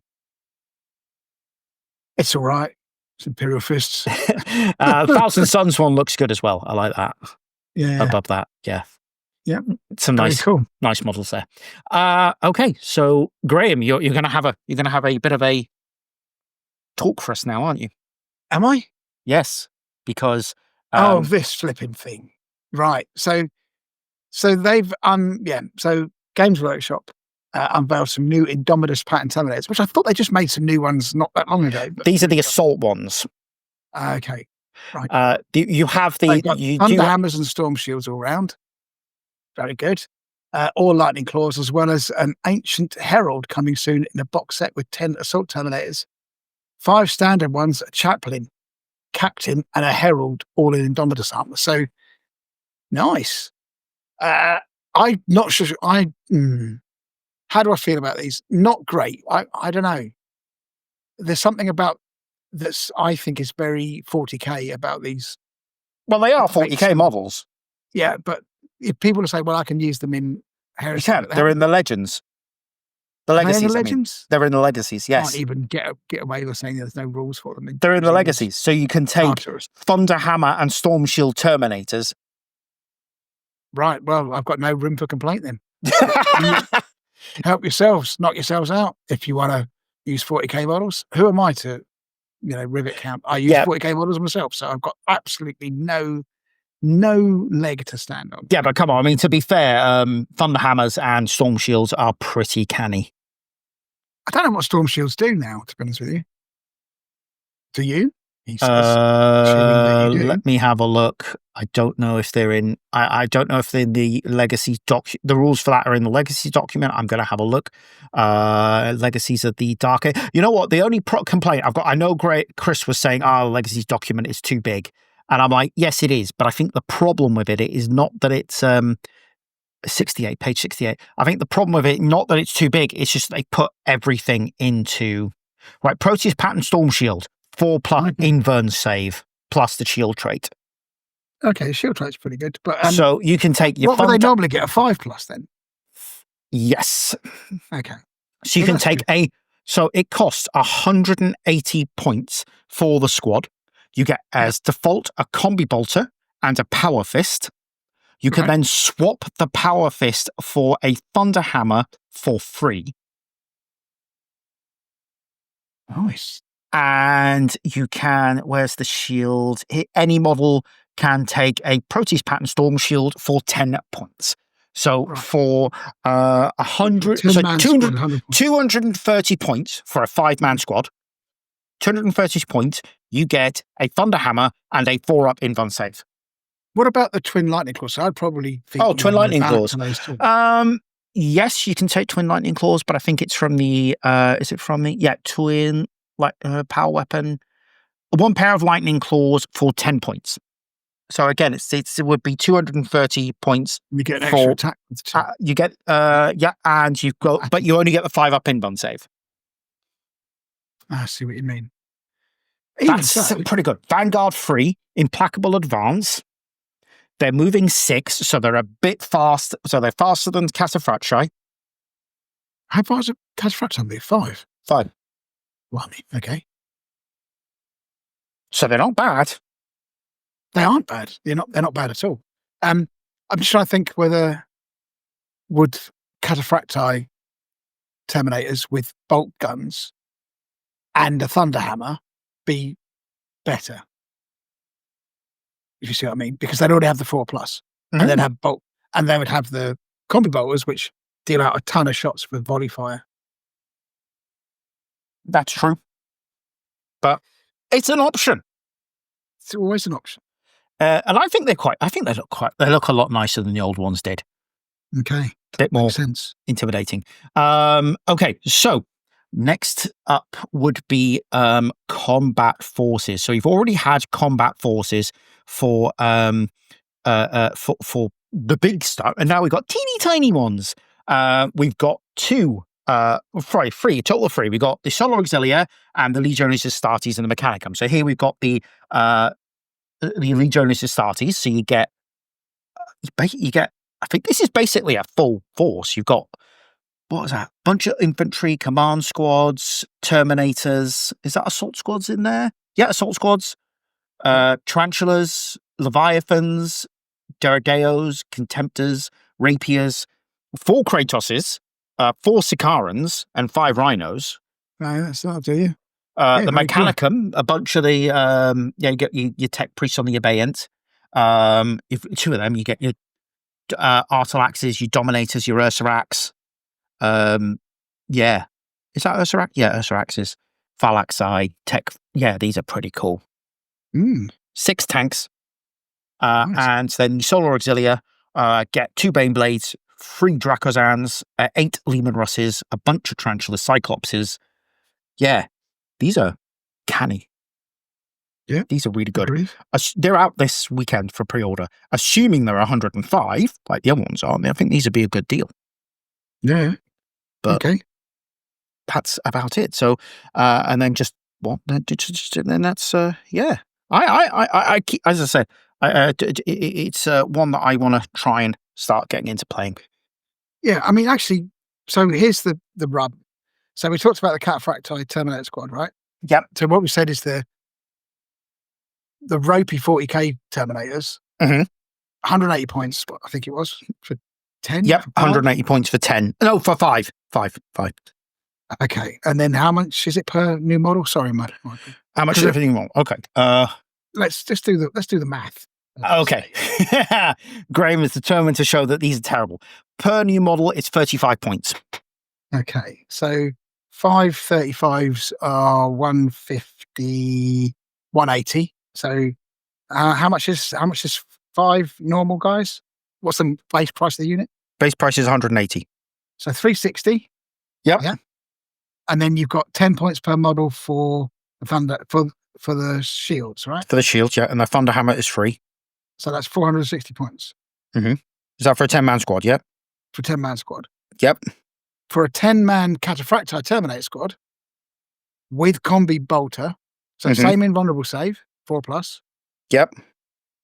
And Thunder Hammers. How much do you think it needs to be? I don't know. 390 points. So, unless there's some other crazy thing, maybe they haven't got slow and purposeful, for example. No, they do not. They do not have slow and purposeful. Their special rules are Bulky 2, Implacable Advance, and Vanguard 3. Gotcha. So and they move slightly faster. Yeah. So these are heavy. So Cataphracti are heavy. These are not heavy. They've got a move of 6. Oh no, sorry, they are heavy. Okay. Who's got a move of 6? Cataphracti. Oh, I thought they had a move of. Oh, okay, fair enough. Task Roster, there's fast ones then. They're Vanguard 2 as well. Implacable Advance, Bulky 2. Slow and Purposeful. Here we go. They can't rush, can they? Models with the special rule must have said select another. Okay. I don't think they can rush. Heavy subtype though. But this is the heavy subtype, which they are as well, aren't they? Yeah. Includes one of this heavy subtype as +1 to its cool characteristic, if they all contain it. Heavy subtype may not rush. Ah, so they can't rush. No. So its movement characteristic to determine how far it moves as part of a setup move only uses its movement as part of its setup move. Yeah. As well. So I think they're not great. I think that you're better off a 10-man Cataphracti squad for a quite significant less number of points, like 70. How much is the five Terminators or Cataphracti? Now you're asking. So 5 Terminators is 200 points. So yeah, just make sure. Okay. At the lower, I think for a squad of 5. Hold on, maybe I've got that wrong. Let me just make sure I've got this right before I start saying. For a squad of 5, they're 180. That would be 230 for the. So and it's 35 points per additional model, right? Yeah. And Cataphracti, this might just be not Battlescribe. New Recruit doing its thing. So 9 of those. I think the points are pretty good. How much are 5? 5 is 200. Right. And you pay extra for the Thunderhammer. 10 points per model for the Thunderhammer. Okay, so these would be slightly cheaper with the Thunderhammer, but just 5. Right. Okay. Okay, so these would be so these are just slightly cheaper if you want the Thunderhammer and the Storm Shield. thing, but you do give No. up. Yeah, because you get the Thunderhammer for free, but you get the Storm Shield costs you 10. Yeah, but you give up the shooting. So I think at 5, you're Sorry, more. I'm talking out my arse. I think at 5 points wise, they might have a slight advantage, but they lose the volley fire. But then Thunderhammers in close combat is they're okay. They're not quite a lot of things are damaged too now. So I think that maths is wrong. I'm going to do it manually actually because I think it's so wrong. I do think that sometimes recruit does add up things. It's weird. Still getting there. It's still getting there. I know they are working their bums off for this basically, but it's taking time. Most of the guys working on that are full time, employment full time, and they are literally getting like 20 minutes here and there. So let's do it. Let's have a look in the book and see what the book actually says, just to make sure that we are not talking nonsense. Yes. And while we're doing that, Games Workshop literally just pointed out, they just put out, hey, we're doing an Ultramarines upgrade kit, which looks like Mark IV shoulder pads. It's basically the Primaris shoulder pads and helmets, which are basically Mark IV. Some helmets, a few bits and bobs. So, you might have some stuff there. That is interesting. So, a Cataphractii Terminator squad, it's 150 points. Ah, okay. But that's for 3. Oh, is that not a? No, 4. Is that not a command squad? No, it's 5. Oh, right. No, it's 5. I'm talking nonsense. 1 Cataphractii Terminator Sergeant and 4 Cataphractii Terminators. Right? 150 points. Mm-hmm. And then each additional model is 30 points. Okay. So it's 300 points for 10. They can actually include additional 7 if you want to go crazy and have 12-man squad. Yeah. So yeah. And like I say, Thunderhammer is you basically buy it, so it's 10 points. Okay, so cool. I think 400 points would get you the same, but cheaper. Weird. Okay. Who would have thought? Anyway.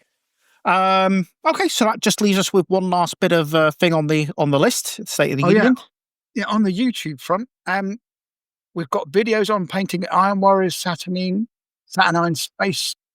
Siege Dreadnought from the Warhammer Studio. No, it's the Saturnine Dreadnought. Is it the Yeah. Oh, yeah, Saturnine Siege Dreadnought. I've said Siege Dreadnought. Is it Siege Dreadnought?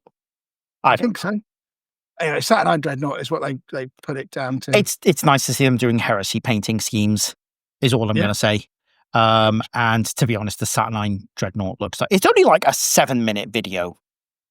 I mean, I should probably watch this because I think I'm going to do Iron Warriors with my Saturnine stuff. I think Iron Warriors would really suit the Saturnine stuff. I do like the effect they've got on that armor though. That iron, the sort of metallic silver armor does look really nice. So I'm going to try and look at this and see how they've done that. Yeah. I like the fact that they're actually showing you how to do the hazard stripes properly with tape. Gotcha. Because nice. And you've got some. I think if I remember correctly, they had some. Did a bit of weathering on some of the armor as well. Just basic stuff, and I think they did some sort of heat bloom damage on one of the weapons. Gotcha. So definitely worth looking into. But then again, I think you should look at as many videos as possible because you will get some. I think you'll get some ideas.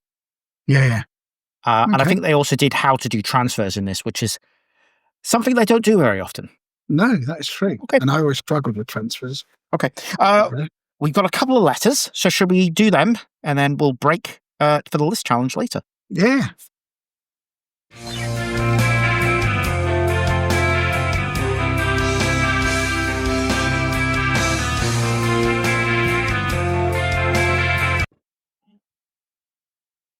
Okay, a couple of letters. Do you want to take us through the first one? We got 2 letters here.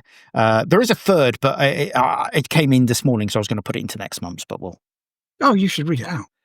Okay, right. Okay. I'll read that out quickly, because it is really basic. It is literally It's addressed to you, Graham, and it is literally, Graham, some time ago you mentioned you were learning the Godot engine. How are you getting on with that? I'm trying to do that myself. And that was from Andrew. Okay. Wow, that's way off topic. Yeah, way off topic. That's why I was going to put it in next month, but I didn't get round to learning Godot. I've been learning Unreal instead. Fair enough. Unreal Engine 5 is seems to be very controversial in gaming circles these days, doesn't it? Yeah. Anyway, it's yes. So that's what I've been working on. But I will get back to Godot at some point. Yeah. Although tangentially, when I was saying Unreal Engine 5 very controversial, Claire Obscura Expedition 33 uses it, and that's really well optimized. So I can't really talk about it as well, Mr. B. I know. I'm just saying that everyone says, "Oh, right, it's Unreal Engine 5, so it's going to be rubbish," and I'm like, "Yeah, but there's some games that will use it." But I don't think Unreal Engine 5 is rubbish at all. I think it's pretty awesome. At least the things that I've seen in. Yeah. But I think there's some good games done it as well. So for example, I think the game that I'm playing at the moment, which is Marvel Midnight Suns, which didn't sell very well. But it didn't. It's a cracking game. It's a really good game. I've only played little bits and bobs of it, but it's a lot of fun. Turn-based. It's a bit like XCOM. Yeah. If you've played the XCOM games, very similar. Kind of these day-nights, this sort of day cycle. And there's bits going on, and you're kind of building a team of superheroes up, but it's card-based combat-ish. I know this. So sort of deck builder come XCOM. It's very similar. I know this is video games, but I think it kind of came out at just sort of like that period when there were a lot of really good games. Yeah, it's a shame because it was because you had really Baldur's. You had Baldur's Gate around the same period. Yeah, it was just a little bit of time when there was like a ton of great games.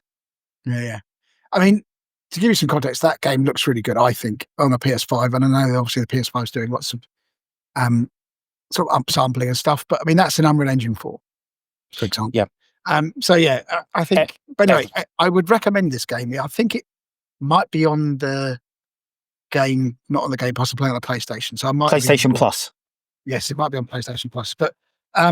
Yes, I think if you like a turn-based game, which is a lot of fun, but not kind of like stupid, but the physics is very good in it. Like you can smash people into buildings and objects and each other, which is very cool.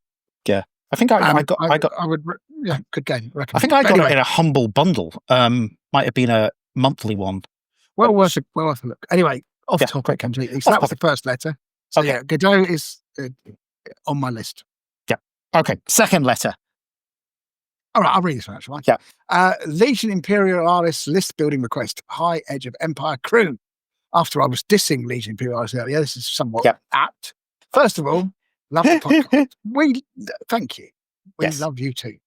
Always a highlight of the hobby week. Even if Michael's producing, sometimes feel like it's done with a blunt chainsword rather than a mixing desk. And yes, you're not wrong. Hopefully this will not be one of those episodes that the chainsaw has been pulled out of its sheath. Still, you've got to admire its consistency. You have to admire its consistency. It's the only thing you can do. I was wondering if you have any plans to play some Legion Imperialis anytime soon. Well, we've probably answered this question, which is yes, absolutely.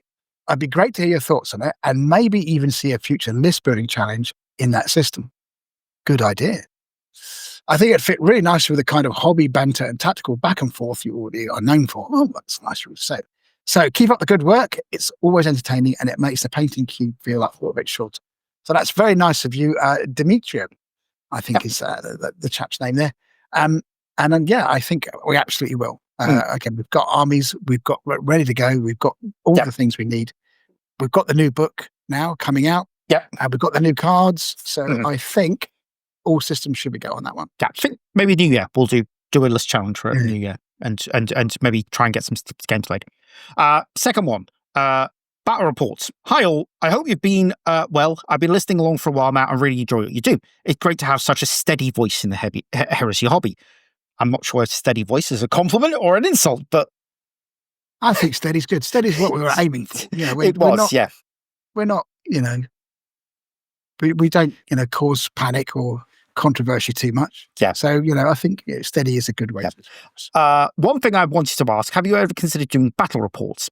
The 30k channel is sorely missed, and I've yet to find a replacement that really hits the same note. I honestly think you guys could do a cracking job with it. The mix of rules, knowledge, of rules, hobby chat, and good humour is what I'd like to watch. Although if you film a game where Chris has to use the new Custodes rules, you might need to have a health and safety disclaimer first. Viewers aren't responsible for any objects thrown in rage. Keep up the great work. It's always a joy to listen. Cheers, Nigel from Kent. We also had this question asked in the past month by Simon and James in other emails. So, and then I forwarded you the other email as well, which was rather amusing, which asked the same thing, didn't I? Yes, you did. Yeah. So we had that request, and for me, the problem is I've no idea how I would even approach it. It's the logistics. You need a space for it. Yeah. I mean, the 30k channel had like that industrial unit. Yeah, exactly. They had a whole studio effectively. Yeah. And again, it's something that we would love to do, I think, and, I would love to do kind of like the old school White Dwarf battle reports. Yeah. But I think part of the problem is, like you say, it's the logistics of setting, because the only places that we currently play would be around are at clubs. Yeah. And so you can't really set the club up because you need quiet to do the recording, and there are bits where you might want to focus on something, and it's a different way of doing stuff, and it's it's not just like we used to. Maybe like at Company Legend, we just have a game and play the game and record it. I think a proper battle report requires a degree of narrative, and it requires a degree of thought about how we put it together. I might have somewhere where we could do it, but it would only be in the weekdays. But that's which is a problem in itself. But we'll see. Yeah, I mean, I think there's, if we could do something, I think that would be a lot of fun to do. And we've got all the equipment, because I know that you've got the equipment because you had it before. Yeah, Company of Legends, right, where we had like top-down cameras and stuff. Yeah, that we could use. So I don't think it's that's a problem. It is more of finding it, because we don't play at each other's houses. Yeah, and I don't think either of us has a house with a big enough room. Not currently. That you could just sort of move along and. I did buy a shed, and it was like thinking, actually, you could probably get that before. But that's where you put your Warhammer. But that's where it's where I put all the other crap from my house at the moment. So you could have more Warhammer. To have more Warhammer, yes.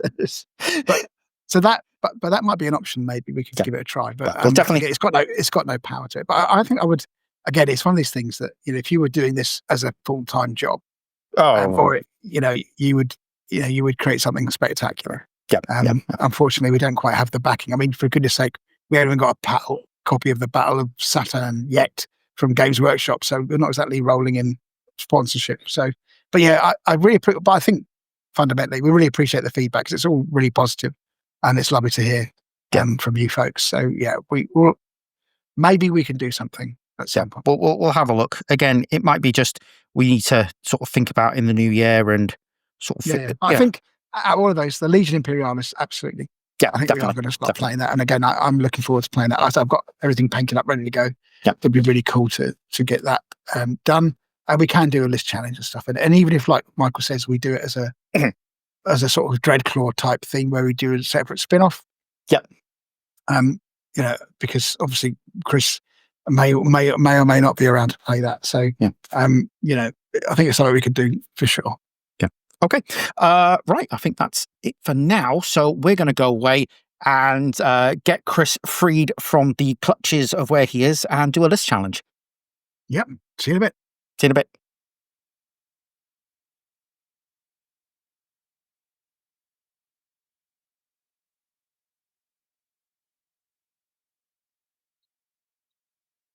Welcome back. So it's a new day. Chris has been freed from the clutches of the authorities. I just turn up for the important bits. That's part of my new. As we enter the new contract phase. Part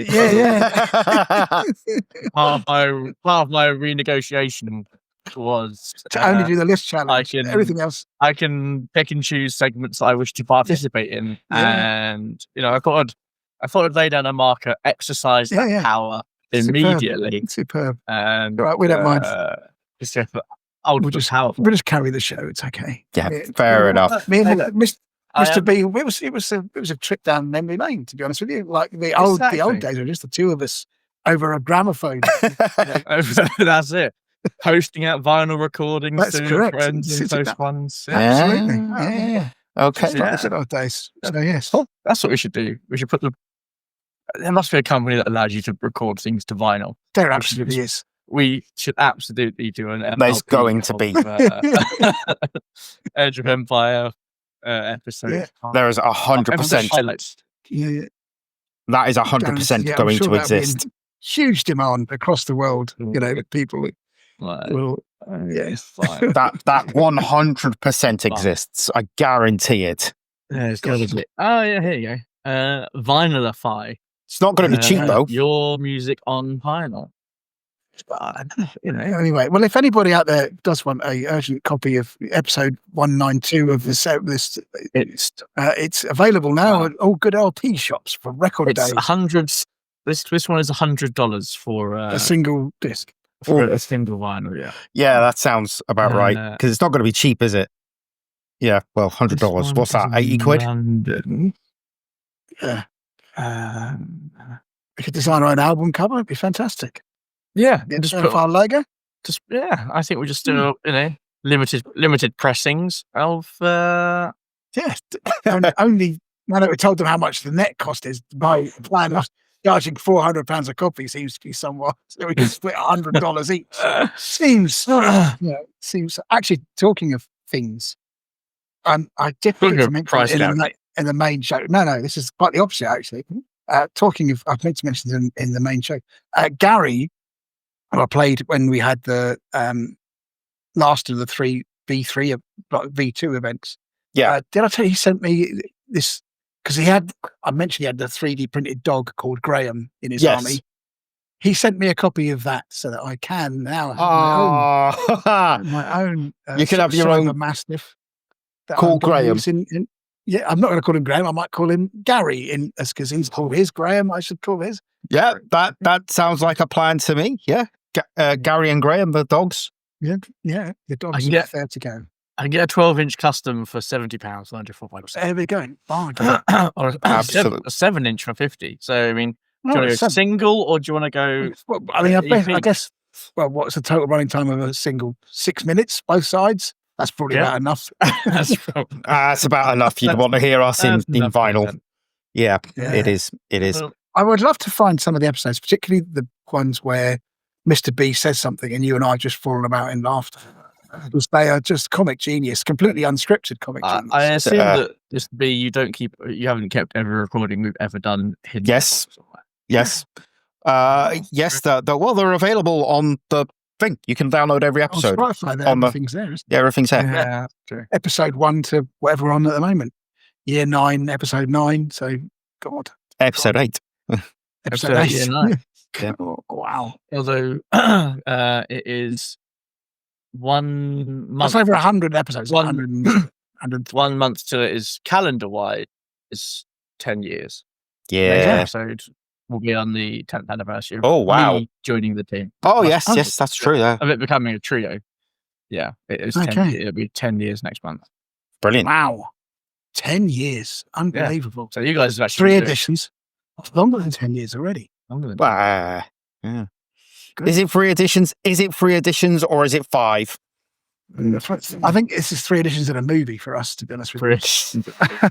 So actually, the oldest episode of Age of Empire that is on Spotify is year 3, episode 6. Oh, well, I do have them archived, so okay. I will have to, because I keep meaning to move them over to Spotify as our host, but because they offer a slightly better hosting system. So nice. That is amazing. I mean, back-to-back episodes. I mean, and those were when we're doing the old school, the prog rock era, when we were doing 7-hour episodes or something. Recording it over 3 days. Yeah. My word. Oh, wow. Yeah. Yeah. Well, anyway, which reminds me. Let's challenge. Let's challenge. Yeah. Yes, let's challenge. So what this one is an interesting one, somewhat. So the plan was there were 2 plans, but I'm not sure which one we fell on in the end. We got to the right plan in the end, is to create a list of your favourite Legion starters using as many bits from the box set, the Saturnine box set, as is humanly possible. Extra points for using all of them. And with a little stipend on the top of that of up to £200, which I've blown over. But because it's quite difficult actually to get £200 worth of stuff, I've decided from Games Workshop mains. You gotta think creatively. Think creatively. Yeah, and there was a certain amount. I pushed it about as far as I wanted to, but yeah. Anyway, so without further ado, let's see who's going to be first on the Ocking chart. Should I go first simply because I've got the oldest chart, the first one that Chris worked on for this edition, so it's a little bit off. So it'll get better as it goes on. Okay. Fine. I've got a better idea for next time round. Yeah. So okay, it'll be much prettier than they currently are. Yeah. So I'll pop up my list. So this is a little bit off because it's the first time, so there's a few bits wrong, but yeah, it's all right. Okay. So my list is going to. I've actually used everything from Saturnine. Not because I thought it was all right. So my primary detachment, my high command, we've got the Praetor in Saturnine armor with a plasma blaster and his teleportation transponder. So obviously with that teleportation transponder, he gives the rest of the Saturnine Terminators, the Saturnine Terminators he's with Deep Strike. Yes, exactly. Yeah, so I did exactly the same. Yeah. Command-wise, I've taken a Centurion. Hold on. Don't just spin over these things. There's a justification for some of your decisions. Justification. Why did you choose the weapons that you chose? Well, I kept in with the default axe. Because Saturnine War Axe? Yep, because I think following along at home, Saturnine War Axe. I think the Saturnine War Axe looks cool. Does look cool. Strength +1, AP2, D2, and Reaping Blow 2. So Reaping Blow, outnumbered in combat. Yeah. But what does it do? A number of attacks, I think. Yeah. So pretty much like it used to do, except it's not a number of things in base to base with you now. But a pretty useful axe all round, I think, for this guy. Yeah. I think so too. Who doesn't love a big chopper, you know? Who does not love a big chopper? Yeah, the hammer is great as well. They're both good. That's what I think. I actually took the hammer. Yeah. They're both great choices, and I don't think you could go wrong with either way.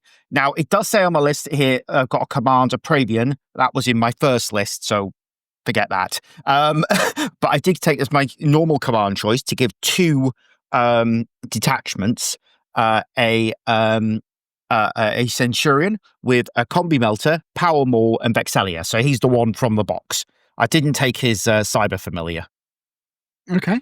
I've also given him the Paragon of Battle as a prime benefit. Yep. So that ups his stats a bit. So he becomes a little bit tastier. Which I quite like. Is it, sorry?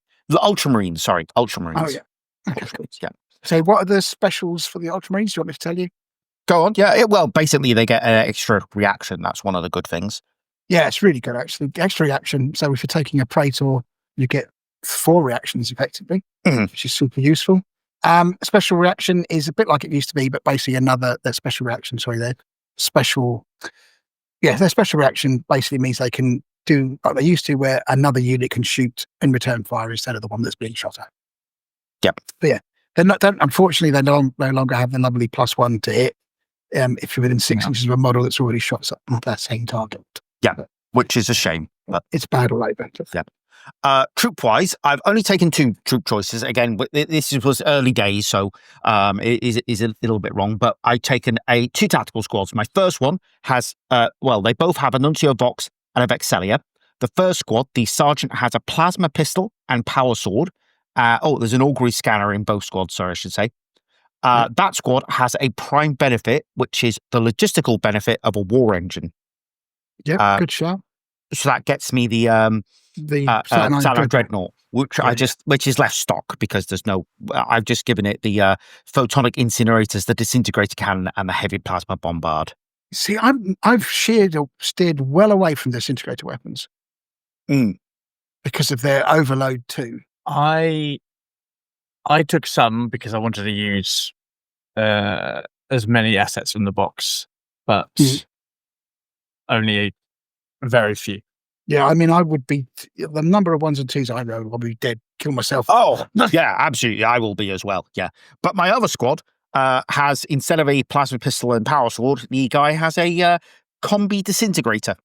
Because He's going full on. I'm going full on with disintegrator. Full on. I mean, with your dice rolls, is this a good idea?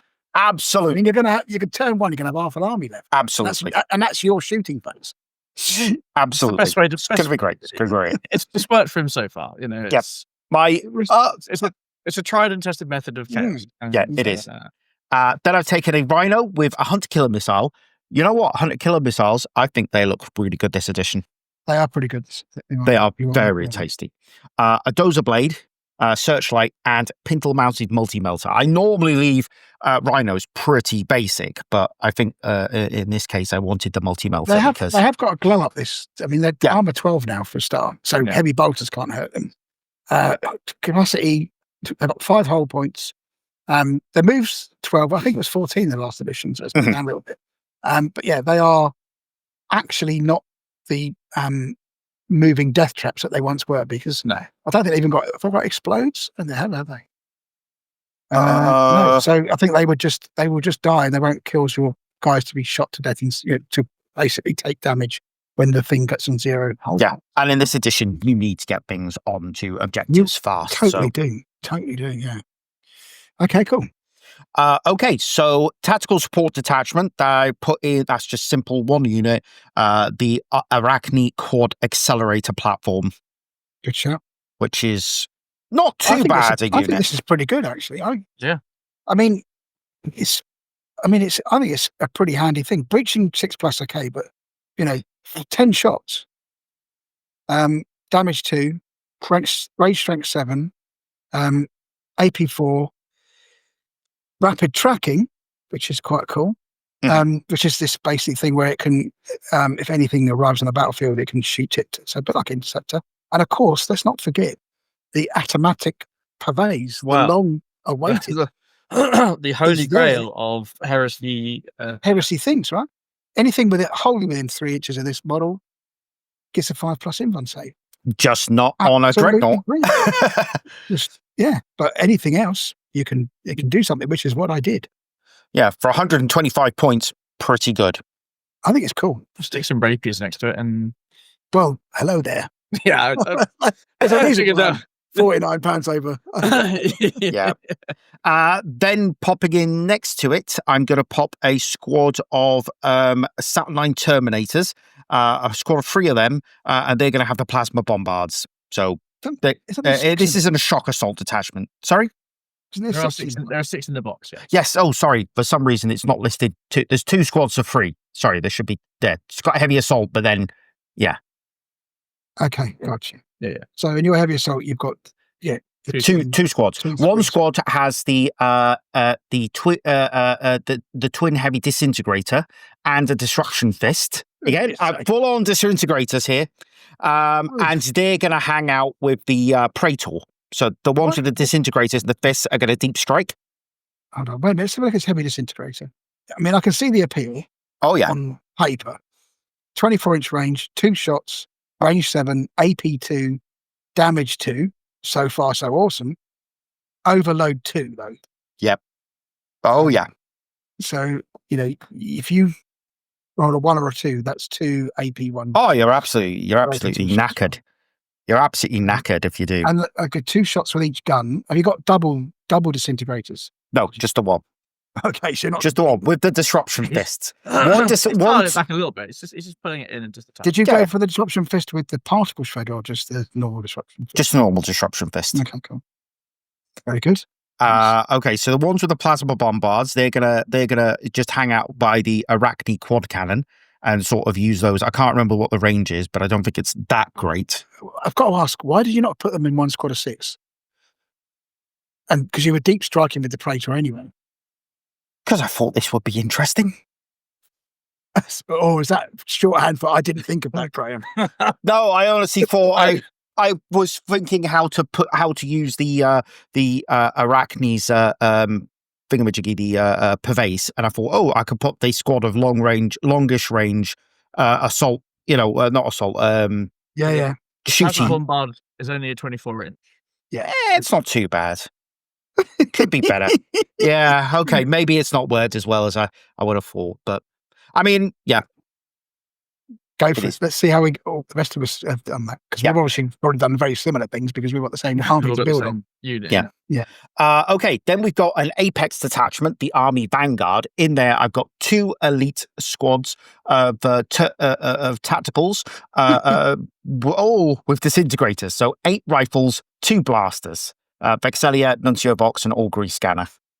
Just suffice to say that, spoiler alert, my disintegrators will be going to be sold. Yeah. One of those squads. Mr. B, by the look of things. The thing is, they do have that. I mean, they're right up your ally. I mean, the risk reward is massive. AP3 2 damage is definitely not something to sort of dismiss, but it's just like you said, if you have a problem with dice, yes, which historically we do. Yes, historically, this organization loves to roll 1s and 2s. We should have been DJs. We love the 1s and 2s. 1s and 2s, yeah. I was, interesting enough, at the we had this table sale at the weekend, and I got all the dice that I don't use anymore, put them in a bag, and said and sold them as dice. Yeah, I sold them as pre-cursed dice, and I thought nobody's going to buy them. But then this guy came along and said, "Oh, I'll have 2 sets, please." And I was like, "You know, these just roll 1s and 2s, right?" He said, "Yeah, I'm buying them for my friend." Nice. So I was like, "Oh." Was that Phil? No, it wasn't Phil. It was a guy I haven't met before, so obviously come in to... Mr. B, just be careful if someone offers you a new set of dice. Yeah. Hey, I bought these dice for you. Isn't that nice of you? Brilliant. Yeah, they've been pre-cursed. So if they're cursed and I'm cursed, does that cancel out, or somehow are they rolling who minuses? Knows? Maybe we'll have to sort of do some sort of metaphysical or are they somehow rolling minuses? Well, there's that. You'll lose the dice. What will happen is they'll just roll throw them off the table, never into to see cracks again. in the floor. Yeah. And just through to the what's the sort of weird liminal state that you talk about now? Or these worlds. Or you'll drop them and trip over them. Something like that. It'll be that. Right. Yeah, definitely. Fair enough. Yeah, I can definitely see myself tripping over them. Okay, Very fair good. enough. Okay, so 2 Vanguard squads. One of those has a prime benefit, which is an armored support. And I've taken what I thought, this will be cool. And then on reading the rules, this actually feels like it's the friend shredder. It's not friendly at all. It's a Kratos with a melter blast on, 2 hull las cannons, the dozer blade, hunter killer missiles, and a searchlight. And honestly, I don't think this is a very friendly unit at all. Looking at it, it's brilliant. It's absolutely brilliant, but it's not friendly. You are talking to 2 people that you play a lot of video games with, who get very aggro about the friendliness of competition. You know how there's that horrible silence where we get shot. After we think there's maybe you should have sent that tank. No such thing as a friendly unit. There is. It's just the unit. Yeah, it's usually when the Lux has blinded us and we're like, oh, where is it? And then suddenly we get done from the side by a tiger. This is the tiger. Yeah, it's brilliant. I mean, the stable rule is really good because what it means is that you can fire at multiple targets and not have to fire at snapshots. So with tanks now, you can fire at multiple targets, but if you do, you're at snapshots. Unless you've got the stable rule, which means you can do that, but it also means that you're always considered to have not moved. So you get all the heavy D advantage or whatever from your las cannons. So yeah, I've got 2 of them, which I never used really in third because they were kind of 400 or 500 points. Yeah, and now they're 300 points, so it's actually worth taking. And it was it was a good tank, but there were things that... One shot, 400 points. It's like, for 200 points, I get super heavy, so I might as well take that instead because it's survivable. It's just priced awkwardly. So which dog is guesting on the show today and criticising my choices? Yeah, well, that's Twyla, because I've just picked up Fluke. And so Twyla's now upset because Fluke was getting the attention. Now she's getting the attention. So, it's all drama. It's always drama. But yeah, so I think the Kratos is a great choice for a tank, and it's had a proper glow up. It's super useful now. Yeah. Yep. And then finally, a Lord of War detachment, a Typhon, with sponsored las cannons, hunter killer missile, and a searchlight. £200 we're talking about here. Oh yeah, he hasn't bought a lot though. He's bought the Kratos. And the Kratos Typhon. and the Typhon. All I've bought, now, aren't they? all I've bought in this list, the only things I've purchased are a Rhino, a Kratos, and a Typhon. Which is under £200. Yeah, because they're not Yeah, because Rhinos Rhino's what, 35 quid? Yep. Kratos was, what's the Kratos though? That's got to be rocking in. 85, I think. 85. 85, is it? I've got the list here. It is a gold. So you Get rid anyway. of one thing. Sorry, Typhon. why the Typhon? Because Because it was a lot. Typhon is £74. Yes, I think it's cheaper than the Kratos. that makes no sense. A Rhino in Heresy is £32.50. Yes. And the Kratos is £85. So didn't we talk about the Typhon versus the Cerberus now? Because the Cerberus is also plastic, isn't it? Or am I Yes, all those Spartan chassis variants? overall, yeah. So why the Typhon? Why the Typhon? Because I'm still in that mindset of second edition when the Perfect. 1.5 the golden days. Golden era. You've got this pie plate down. Yeah, when the 5-inch Cerberus is still a bit when the Cerberus is a bit ropey because it's that one shot. Oh, is it going to do anything? It's not going to do anything. Kind of awesome looking thing. The Cerberus. It's just one of the best. It looking tanks out there. does. It is. It is. I don't know what it's like in this edition. pretty good actually, in comparison. I think 400 points though. 400 points. And again, for the points you built by getting two Kratos high, if you can find. Kratos? Bear in mind, in the armoured support thing, you got 4 tanks, you could take 4 Kratoses. Kratos hide. Yeah. Kratos. Yeah, Kratos sounds about right. Yeah, okay, good choices. What's the weapon like on the what does the big gun do on the old what's it called? The Typhon. Doomhammer. Is it Doomhammer? No, it's not Doomhammer. What's it called again? Man looks things up on the internet.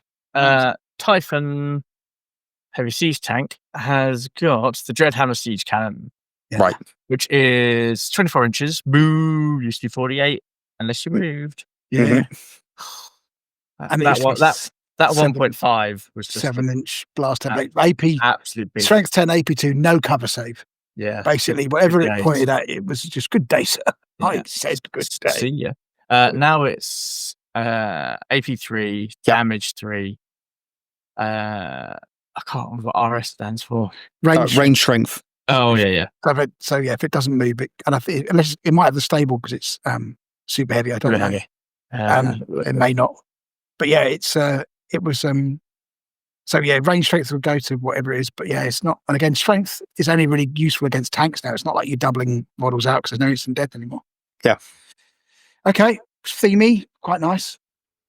I like it. Could do with some tweaks. Oh, absolutely. But it's a new edition. We're still learning how this works, and I think I did all right. You got all of the stuff that was asked for, which is the whole of the box set. Yep. Yeah.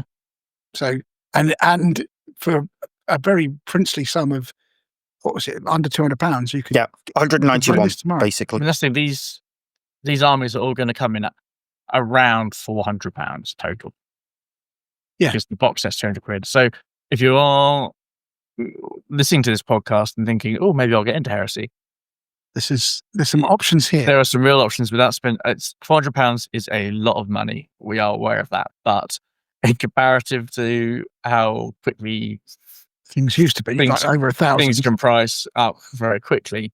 Yeah, you can get a really good, competitive balance. Yeah, competitive. I mean, in the original list I'd gone for before we put the £200 limit on, I was spending 392. But I was getting a bunch of extra stuff, like I was getting a Leviathan, heavy support squads, and rapiers. So I think, when you're starting out, which is kind of what we're basing this on. Yeah, you don't. I mean, yes, you might want to completely dive in, ankles, not worry about being broken. But I think most people go, yeah. What my starting purchase is going to be? Yeah. Well, I mean, that one was literally, it's going for biggest bang for the buck, so most points for, whatever. Okay. And the tanks do that, whereas my first list had no tanks. The only thing is, I mean, tanks are hardcore now. So, but I would say that if you're relying on tanks, you absolutely need a tech priest or tech marine rather, or a forge lord, because this is what happened to me in the games that I played. Was the tanks got statuses, and then you're fishing for sixes to get those statuses off them, and that's hard graft, right? You can spend 3 rounds not always snap firing. So best case scenario, it's the best case scenario. 3 rounds. So, but I guess I don't think super heavies, and again, I haven't got the books in front of me, unfortunately. Suffer the same thing when it comes to statuses. They may not, so that might be a good thing. And okay, 400 points for and armor 14 is tough to get through. Yeah. And so it's hard to unless people are coming at you with armor bane and stuff, it's quite a job. I've not personally had my vehicles getting too many statuses so far. So, I mean, I think it's bear in mind you need shock to do it. So weapons with shock will do it, but there's a few of those. It's certainly in the Iron Warriors. There seemed to be the guy I was playing had a couple of weapons that were doing that, which was like some of the graviton weapons, for example. They had the shock. So you always take the status, even if they can't damage the tank, they can still take the status. So that a good way of taking tanks out of the picture. Cool. Okay, who wants to go next? Shall I go next, or do you want to chuck in, Chris? Shall I get mine out of the way? Go on then. Go on. So mine is an Imperial Fist list. I figured it would be. Go back to the classics. Could have been Dark Angels. Not a Dark Angels, Blood Angels. I could have done Blood Angels, but for the amount of money that I have available to me. Yeah. You're talking jetpacks then, and you're assault talking troops. Exactly, and that's just not going to happen. Yeah. Even any number of them is just too expensive. So, assault squads are like 45 quid, aren't they? They're not. They are about that actually. Yeah. I went with the Praetor, Saturnine armor, concussion hammer, Plasma blaster, teleport transponder. Yeah, of course. Pretty much everybody did. Absolutely. I was going to take Fafnir Ran. But he would have been an additional £20 that I didn't want to spend to fill that slot when I had a model that could fulfill that slot already. Yeah, fair enough. I have the box set Centurion, who is just a plain Centurion. Power Maul, Melter Bombs. He has a logistical benefit of a war engine. Okay, yeah. I think that's what everybody's done. Yeah, to try and get that in. And a second command choice, not high command choice, of a champion who I am paying £20 odd for. Yeah. Because the champion unlocks the particular. He can unlock a detachment, champion detachment, can't he? Yeah, he's he fits narratively into sort of the fists. What we're trying to do here. Yeah. I have 2 troop choices, which are both the spoiler squads. Thunderhammer on the sergeant, Melter Bomb on the sergeant, and 2 power axes in each squad. Gotcha. So that's taking the melee set and I've bought 2 boxes of the melee set. Okay. I think you may want to reduce the amount you spent them, because I think we go with the fact that the melee and the heavy weapon sets are kind of things that we have. Well, the melee set, for sure, definitely. Well, then I have saved an absolute fortune. Just the one. Just the one. Okay. Well, I spent. Assuming that everyone has the melee weapon set, because it's one of those things that is just so useful. It's like you're gonna have. I think that it's fair to assume that a lot of people will buy it and put it in their bits box. Yeah, I bought it because I was going from that point of. Yeah, but if you bought a second one, that's So. Fair enough. Stuff you would buy. From having nothing to. Yeah. Okay. Yeah. It makes sense. So 2 just spoiler squads as my trick choices, and then the Saturnine Dreadnought with the incinerators, the inversion beamer, and the pulverizer. Yeah. Nice. 2. I think that's very similar to what I went for, actually. Yeah, I think yes. I think we have the identical loadout. Yeah. There's not a lot of choices, so it's kind of. So what? Let's have a quick, because what those weapons are. So photonic incinerator, obviously a flamer template. I think it's just what Panic 2 though is a super useful thing. Yeah. So range strength 6, AP 4, damage 1. Template Panic 1. Inversion beamer, which I quite like, is like a close range conversion beamer. Weirdly enough, Well, it's the reverse conversion beamer, isn't it? Yeah. Between 15 and 30, it's still not bad. Fire Protocols 1, strength 7, AP 3, damage 2, and that's a 5-inch blast. So you're going to tear through a tactical squad quite happily. And if you stay still, it's strength 8. But again, by that point, it's not going to make any odds. It's still really on 2s. But then once you get to under 15, it goes up to range strength 8, AP 2, damage 3. And so Terminators and stuff will get absolutely rinsed. For the time, exactly. Yeah. 5-inch blast as well. Range strength, so strength 9. So you can deal with, medium and heavy tanks, armor 14, especially for 5s and 6s. But even so, I mean, shooting a tank close range with that, damage 3, magnificent. So I think it's a really good weapon, the inversion beamer, to be honest with you. And then the Graviton Pulverizer, which is a great name. 18 inches, fire protocols 1, all base strength 9, AP 3, damage 3, and it's Graviton. Breaching 6+. So again, probably a good anti-tank weapon, because again, it does shock, which gives you pinned, which means you're sat firing. But if it's against normal Marines and the like, pinning 3. So I think pretty good weapons all round on that Dreadnought, to be honest with you. It's super good. I have a Shock Assault detachment. Yep. I split my Terminators into 2 squads. Oh, okay. Because I want one squad to go with Praetor, and I want another squad to roll with what else is basically the other models on the board. Yeah. Because I have one transport, so everything else is kind of on the ground. And people might look at that unit and think, actually, I want to shoot that rather than shoot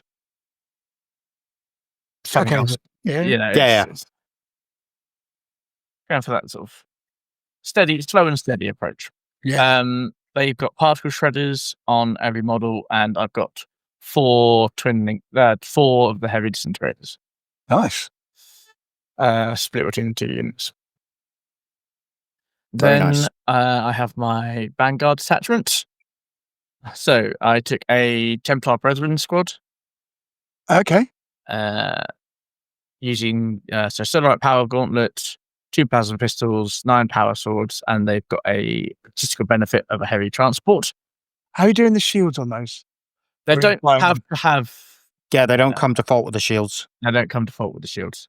Oh, okay. I'm thinking of the other squad, not Templar Brethren. I'm thinking of Phalanx Warders. Yeah, I looked at them, but they were that upgrade kit is a ton of cash, and there's no cheap way to do breaches still. No, there is not. Which is amazing. You can. I mean, we were talking about this, Mr. B and I. Like, if there isn't you can go and through it third party. Yeah.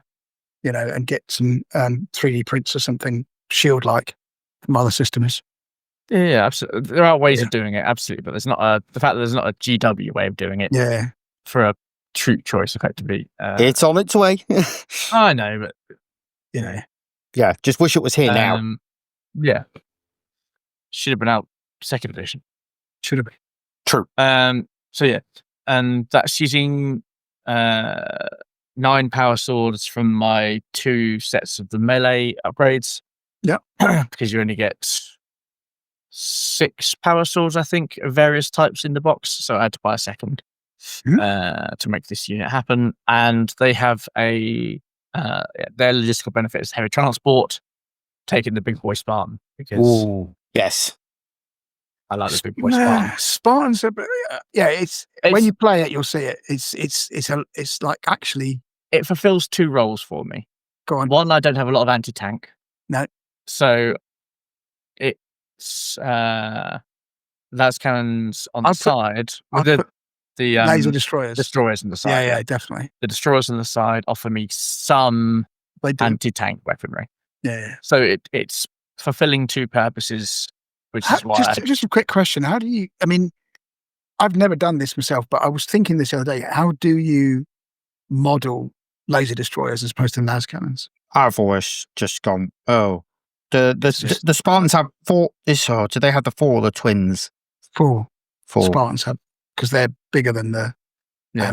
They're like the same ones on the side of a fell blade, aren't they? I think if someone picked you up on it at an event of it saying, Yeah, there isn't laser destroyer on that. there's no visual difference that I can see, but I was thinking, somebody got some sort of, little kit that you just glue on the side that makes it look bulkier or something. I don't know, but yeah. Anyway, I'm trying to think if the old. The fell blade has a slightly different one for the laser destroyer in its kit, but other than that, it's always been. It's just for. It does now in the plastic version, but until now, then it's just been. Oh yeah, it's just 4 las cannons working together or whatever. Right, that's my first army from the Vanguards. My second is a veteran heavy assault squad because I've got to have some jump back to people, otherwise I start getting scratchy and gets concerning. Saturnine power gauntlet, disintegrator pistol, melter bombs, 4 haired lightning claws, 2 heavy chainsaws, and 3 guys with combat shields. Okay. And then my final for the Vanguard is a veteran heavy support squad, 3 heavy disintegrators and 2 disintegrator blasters. Jesus. And then the tactical support detachment of the Arachne quad platform. So I think I used everything in the box. Okay. Very Yeah, good. I think you have, 30 troops, 40 troops with using them as with the heavy support squad. Yeah, nice. But you need the weapons for those you'd have to buy as well, wouldn't you? The disintegrators. No, the disintegrators are in with the disintegrator kit in the box. Yeah. Okay, cool. I haven't really opened the box yet. So I spent £60 on my melee weapons, £28 I think it is on the Centurion, money on the assault squad and the Spartan. Yeah. Okay. So 70 odd quid. Gotcha. So I think I rocked in at about £203 over. Okay, not bad. Not bad. So it would have been. So if we're assuming that I had 1 melee set, it would have been 170 quid. Gotcha. All right, cool. Go for it. Okay. I wanted to get a Legion specific unit in. Okay. In it to give it a bit of flavour. Sure thing. Yeah, no, I get that. Okay, let's do it. We'll talk about how you would want your armies to run in a moment. So it's just you want to go to mine and then we can let's do circle back. Okay, so we'll pull up Graham's now.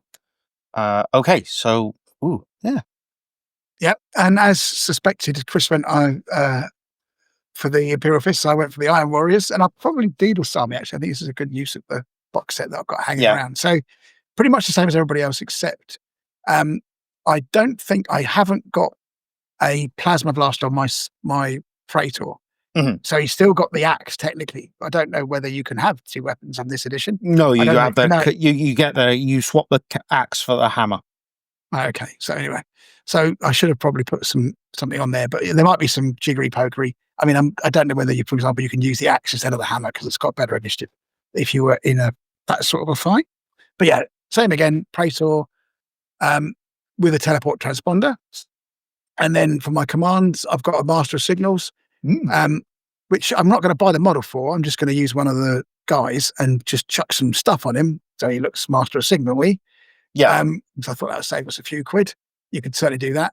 And with nothing else on him, so basically it's just there for to give me a reroll on the deep strike for the Terminators to make me there's more chance of those coming in, and B also to change to do the thing where the units that have got Vanguard you can give unit line or Vanguard. Yeah. Which I thought would be useful for the giving it Vanguard for the some of the trips that I've got. So I'll come on to that in a moment. So then I've got a Terminator champion with a Paragon blade because I'm basically taking the champion, and he's got the prime advantage Paragon of battle. So he's pretty nails, this guy as well. And then 2 troops choices But I think one thing you will find when you play this is that you need nuncio boxes on your troops. Yes. For the simple reason is that the nuncio box allows you to get rid of the status at the beginning of the turn rather than at the end of the turn. So if you're on an objective, for example, or you want to, move onto an objective and things like that, you basically have to be free of statuses to score. You need to do that before I think the sort of upkeep phase is after the scoring phase. So 10 points is pretty much the tax on stuff now. So I put it on both of my troop choices, which is again the 20 of the guys from the thing.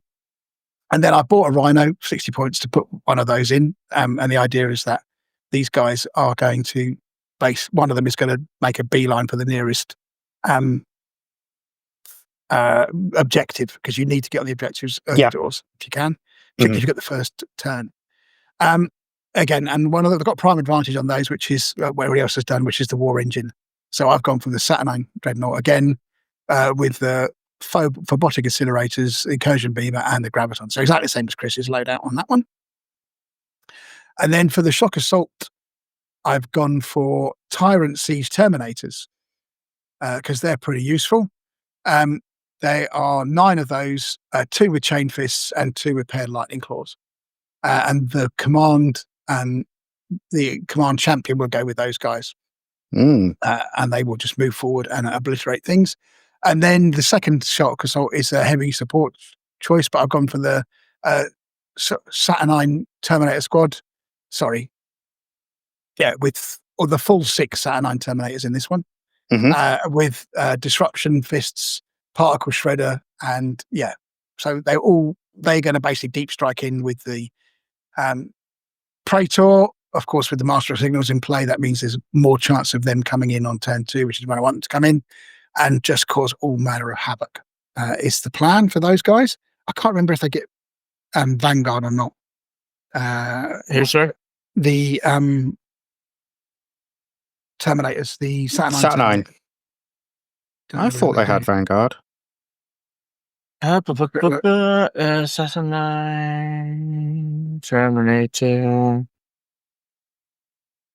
Squad. There you go. And Implacable, advanced, land purposeful, but they don't have anything. So again, I can use the Master of Signals. So if they're going and taking things off objectives, which is what I want them to do, they can get extra points for that.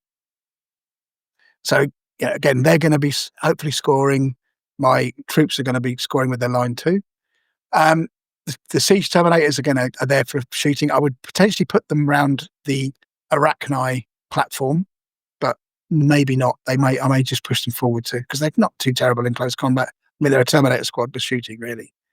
And then the Vanguard Detachment, Army Vanguard Detachment. So I've gone for Seekers, which are unbelievably good. They are very good. And again, that one thing that's worth pointing out, actually, very quickly, is your Tyrant Siege Terminators. They get the weapons that they can choose from because of the legacies document, because they don't get access to chain fists in the normal book. Just because that confused the hell out of me when I was writing your list, going, no, that's not right. They can't have those things. Yeah. It's in the legacies document that allows them to. I found there was something else I found the other day that didn't have a weapon, and I was like, what the hell? It pretty much comes with that weapon. But so one of those things where they missed it off in the main book. Anyway, Seekers. Like Tartaros Terminators and Power Fists. The Seekers. So Seekers are great in this edition. Their guns have gone up in range.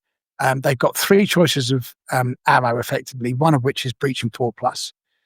They've got precision shots, so you can basically, take out sergeants. You can take out characters quite easily with them. And they've got infiltrate as well, so they can be up to 9 inches away from, as long as they're outside of deployed, that's not in the other person's deployment zone, they can be 9 inches away. Again, Nuncio Vox, so that they can react, so they can actually do something in their turn if they need to. And I put a shrapnel pistol on because I had the points on the sergeant just for lulz, and melter bombs as well, in case there was an opportunity to take out a tank that had to be coming around or do damage to a tank. You can't take them out with a melter bomb anymore. And then for the other elite slot, I've gone for Veteran Heavy Support Squad. Now, I'm denied about taking Iron Havocs here, but I couldn't see the value in Iron Havocs anymore. They don't have anything special. Like previously, they used to be ballistic skill 5. Yeah. They're now ballistic skill 4, and there's very little long range that's ballistic skill. So I thought maybe better to have veterans here, which is a great unit because they've got 2 wounds, and close combat weapons and stuff. So yeah, I've got 8 of those shrapnel pistol on the guys and las cannons. So this is basically my anti-tank squad. And again, Nuncio Vox. So if they do take a status, there's a chance that they can still act in that same turn and fire. Otherwise, they'd be pinned or suspended, whatever it is, suppressed, things like that. Yeah. And then finally, to add to the theme, really, the Arachne quad platform, which we talked about already.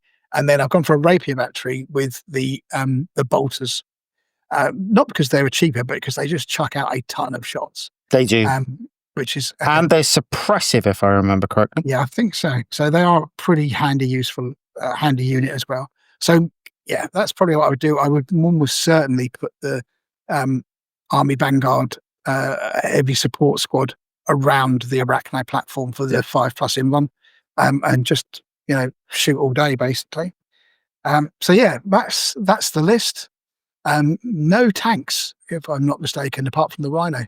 That's it. Very uncharacteristic. But I would have to buy the Terminators, the Cataphractii Terminators. And the idea would be that I would use one of those as a commander, again with some bits and bobs from the melee set. And the only other thing I think is the Master Signals, which I said I would basically convert from one of the models because I've got some left over. So yeah, that's me. Nice. So how are you gonna? So yeah, this army is basically this is one of the squads of troops gets in the Rhino and makes a beeline for the nearest objective to get on that. The other one would probably run as quickly as possible towards objectives. The Praetor and the Terminators, the Saturnine Terminators, they're going to be deep striking in to cause bother. The Tyrant Siege Terminator is probably deployed quite near the front, I think, to shoot any targets that happen to get in our way. I would infiltrate the Seekers for a good shot on some tactical squads, maybe, and just try and take care of their scoring, and maybe use the Master Signals. It doesn't have to be in the same squad to give them Vanguard, so that when they kill a unit on objective, they can actually get points from Vanguard. And the same with the Heavy Support Squad. Again, they would be deployed next to the Arachne quad platform to deal with anything, and I'd probably put the rapier batteries as near as them as possible, just in case anybody got any funny ideas about charging. Yeah. So that's the plan, is basically try and get the things up the board as quickly as possible, but the rest of it, it's all about shredding the living bejesus out of things at range. Classic Iron Warriors. Classic Iron Warriors. Can't beat it. Yeah. Nice. Fair enough. Mr. B, what's your game plan? My game plan, I'll just bring my list back up, is we are going to deep strike in with the slightly more assaulty orientated Saturnine Terminators and the Praetor. The other ones are going to sit with the Arachne and sort of try and keep things. It's not a lot of range, but it's some range. My veterans are going to be basically moving up the board and trying to shred stuff there. Send the Kratos forward to take care of tanks. Typhon, it'll probably be on an anti-infantry duty because, I mean, that's basically where it's at these days for that. AP3, I mean, that's going to deal with most. I think the reason why we don't like AP3 is because we can't take care of Terminators of it. But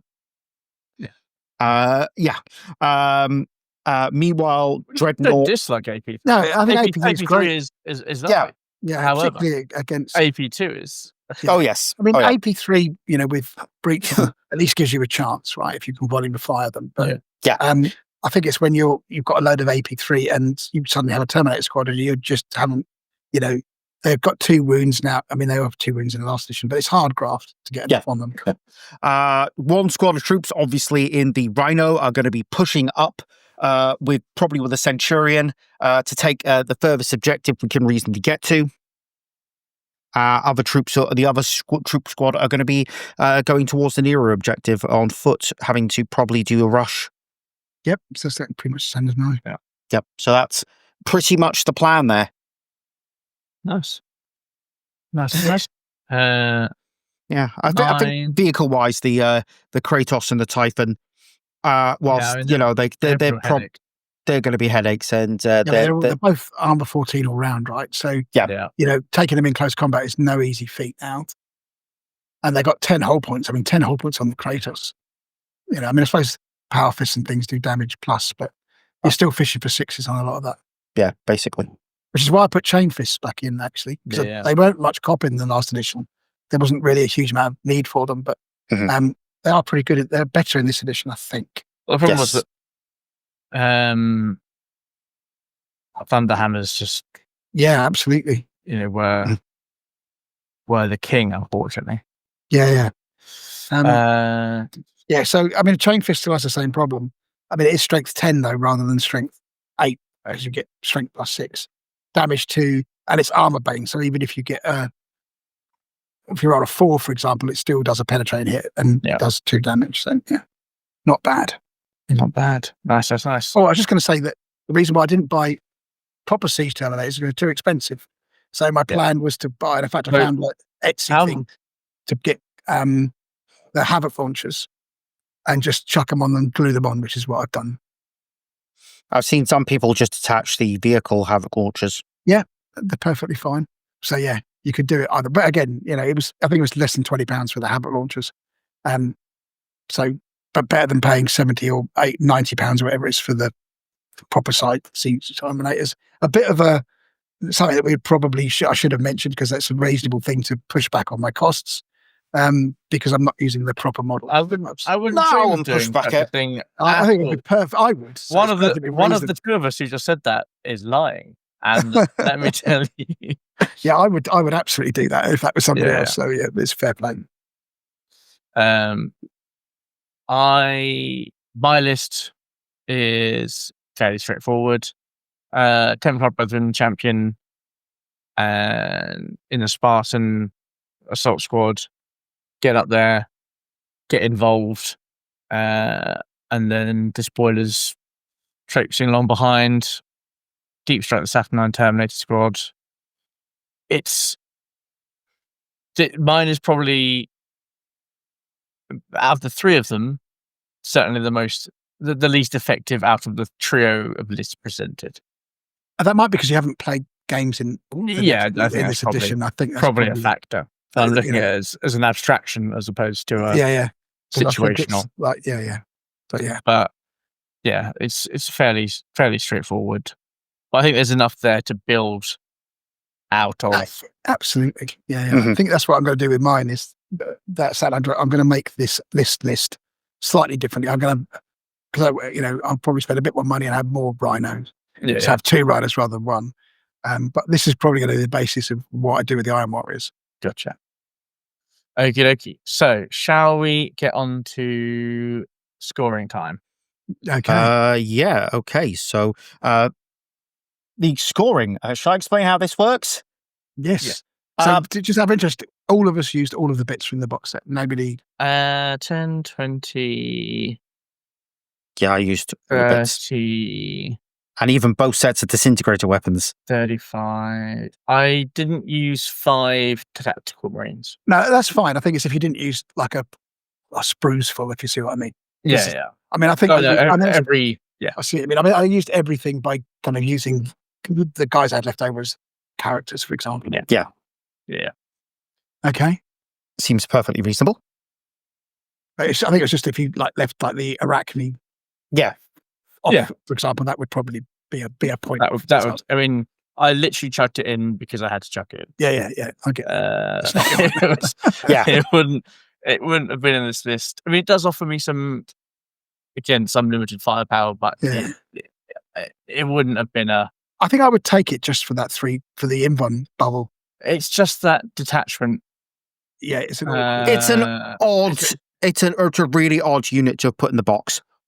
You've got detachment costs, if that makes sense, sort of availability to consider. I mean, you now have, whereas we had the troop tax, you now have the command tax. Yeah. Which is the minimum number of command centurions you want to take, for example, to give you enough detachments to field the army that you want. Or you take a centurion that's got line to... Yeah. Whatever, it's soldier, officer of the line. Officer of the line, like the normal centurion does. Yeah. So, That's why he's in there. Ultramarines get the lovely Opte tax because their detachment for their specific detachment is really good in that you take an Opte and he gives you a whole nother detachment to take and a sort of mini Crusade primary detachment with a prime benefit. Yeah, I can't be asked with Optes. You keep going on about them, and I keep looking. At them going, I have never kept going on about them, but for Ultramarines, I will now. I will now. You know what? It was Overseers. That was what you were getting mixed up with. Overseers, because I love the Overseer. But yeah, in this edition, for Ultramarines, the Opte is where it's at. Okay. Because if you look at the detachment they get, it's almost like a mini. It's basically a mini Crusade primary detachment. You get one of a few things, but then you've also got a prime detachment. So if you want to take something and you're like, oh, well, I've run out of logistical benefits. Okay, I'll take an Opte. That's 50 points. So it's a 50-point premium to take a Dreadnought or whatever. I'm with you. Okay, fair enough. I'm still not convinced, but I'll defer to your trust me. knowledge on this. The Opte for Ultramarines in this edition is that you're going to see a lot of them. All right, I look forward to that. Okay, so we've talked about battlefield effectiveness. So what was the scoring again, Mr. B? I don't think we didn't actually score it. We did. What was the score? Oh yes, battlefield effectiveness. So basically, is it going to be effective or on the battlefield? So do you think it's going to handle itself in a fight against, an average army that you're going to see out there? The other one we have is theme. Did you meet the theme? Is it going to be fun to play against and with? And finally, cost, which is pretty self-explanatory, to be fair, I think. Yeah. Okay, so battlefield effectiveness. Chris, you kind of talked about that one. No, thank you. Yeah. So between me and Mr. B, I think it's Graham's. I don't know. You've got two tanks that are a real headache. And well, I can't vote for myself, can I? So no, I know. I think I would probably. You could out of the two of you. Out of my opinion, I think I've got more harder firepower, but Graham's got a lot more firepower, if that makes sense. Whereas I've got some really nasty stuff. Not a lot of it is multiple shots. It's easier to kill, I think, in this edition. It might be easier to kill las cannons than it is to kill a Titan. Yeah. Potentially, yeah. And a Kratos as well. Yeah, so I think I'm going to actually. Other than that, our armies are very similar, not unsurprisingly, because of the options that we have. So, but I think the clever edition of the Super Heavy and the Kratos for cheap points is a good thing. So I think you've got that, Mr. Nick. Yeah, absolutely. Okay. All right. Well, I will give mine to Graham. It would be a proper headache to get through those. 2 armor 14s is a hard graft. It's a big ask now. I mean, you saw how well my Mechanicum did against your 2 Land Rovers the other week. Yeah. Not very is the answer if you're wondering at home. They were struggling, weren't they? Yeah, they haven't got a lot of good firepower, to be honest. No, I mean, other than the Venator tank, they're kind of somewhat limited. Yes, I mean, if you want a good anti-tank tank, then the Vindicator with the Laser Destroyer race is absolutely that's always been a great tank. Always been a classic. Even better now. It is. And I don't think I think they've also helped by you're not forced to take them in big units of free either. I do, but you're not forced to. Yeah, you want to take them in 3s because they're just going to murderize whatever they shoot. Yeah, but they don't have to stay together. They can split up easily. Different targets. Exactly. So that's 1-0 there. 1-0. What about fun to play with and fun to play? It's going to be a difficult one. I think Chris is going to be the most fun to play with because he's got some really cool stuff going on in there. I mean, yours is going to be pretty cool as well, Graham, but I think that Chris's edition of the Templar Brethren, for me, just edges it. Because they are... close combat. Yeah. Who doesn't love close combat? You're going to have a few challenges. You'll see. Yeah, no. And it's, you're right, it's got a specific unit and using existing models. That's pretty good. It's designed to be an Imperial Fist Templar Brethren army or the start of. Mhm. I like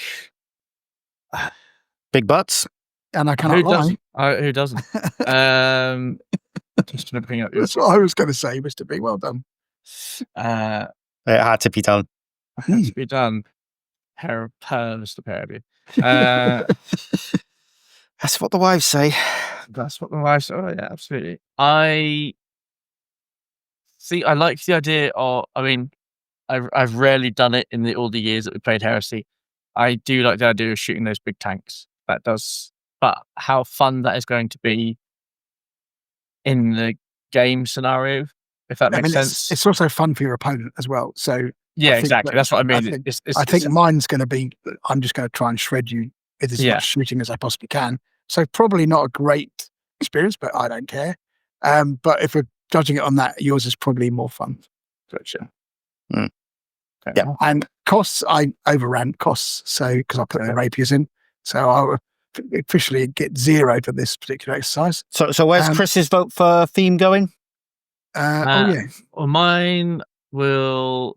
If you're both voting for me, it's a dead vote. But I would go for Mr. B because I want to shoot those tanks, but I don't know how much fun it's going to be for my opponent to be shot by those tanks. That's the only. Oh, it's going to be no fun for them to be shot by these tanks. That's the only thing. That's Absolutely no fun at all. They are not pleasant. But you are deep striking. It's so difficult. There are things that I like. I'm deep striking you in it too. I know. yes, but you're half and halfing it. I'm going the full bifter. This is true. Chris Mills special edition. This is and I've also got the Master of Signals in there, so you know they're going to turn up. If you're pandering to my I know, in exactly a deep strike, it makes no difference because you've already won it. It's a dead vote, but yeah, you get half a vote each. I did think about the Master of Ascent or Master of Descent. Yeah. Because I thought, actually, you know what? Because that guarantees they're coming down. There's no rolling required. It does. It does. The ability to give your unit Vanguard or line, I think is very powerful. The only problem with the Master of Descent is that he comes down turn 1, and who are you going to put him with? Because I think he basically gets a detachment that you pretty much have to put him with. Right, I see what you mean. Yeah. It has to be. I think it's. I haven't read his rule. Does he have to be on? I thought he had to be on the table and just calls it in. No, he deep strikes himself in turn 1. No. And I think he has his own detachment as well. And I'm not sure if you have to take that or. Got you. Or you can just drop him in. Wherever. Or he comes with a squad, or I don't know. But it's like he might have more costs associated with him than simply. Gotcha. Than simply just his points. Okay, so half a point. So brilliant. Half a point for each of you.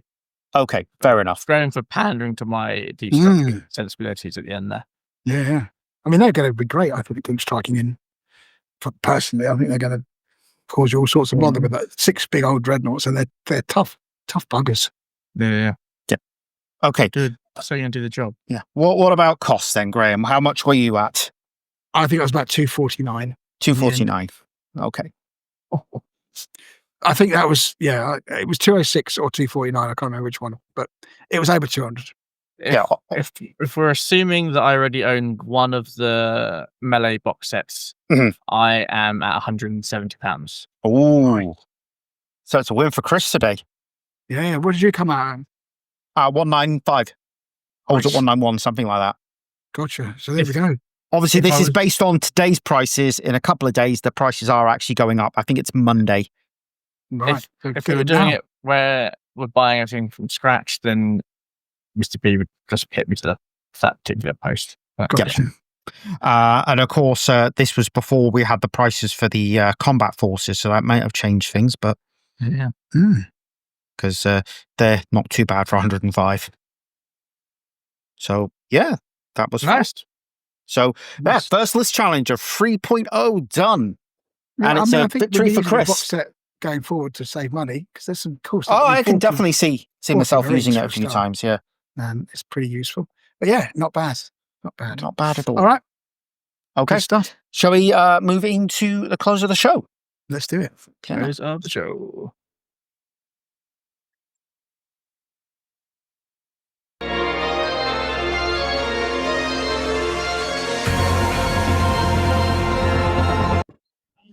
What's old Edgy reading today? I can't remember off the top of my head. Let me Let's have a find- look. I can have a look, but I'll mute you for a second.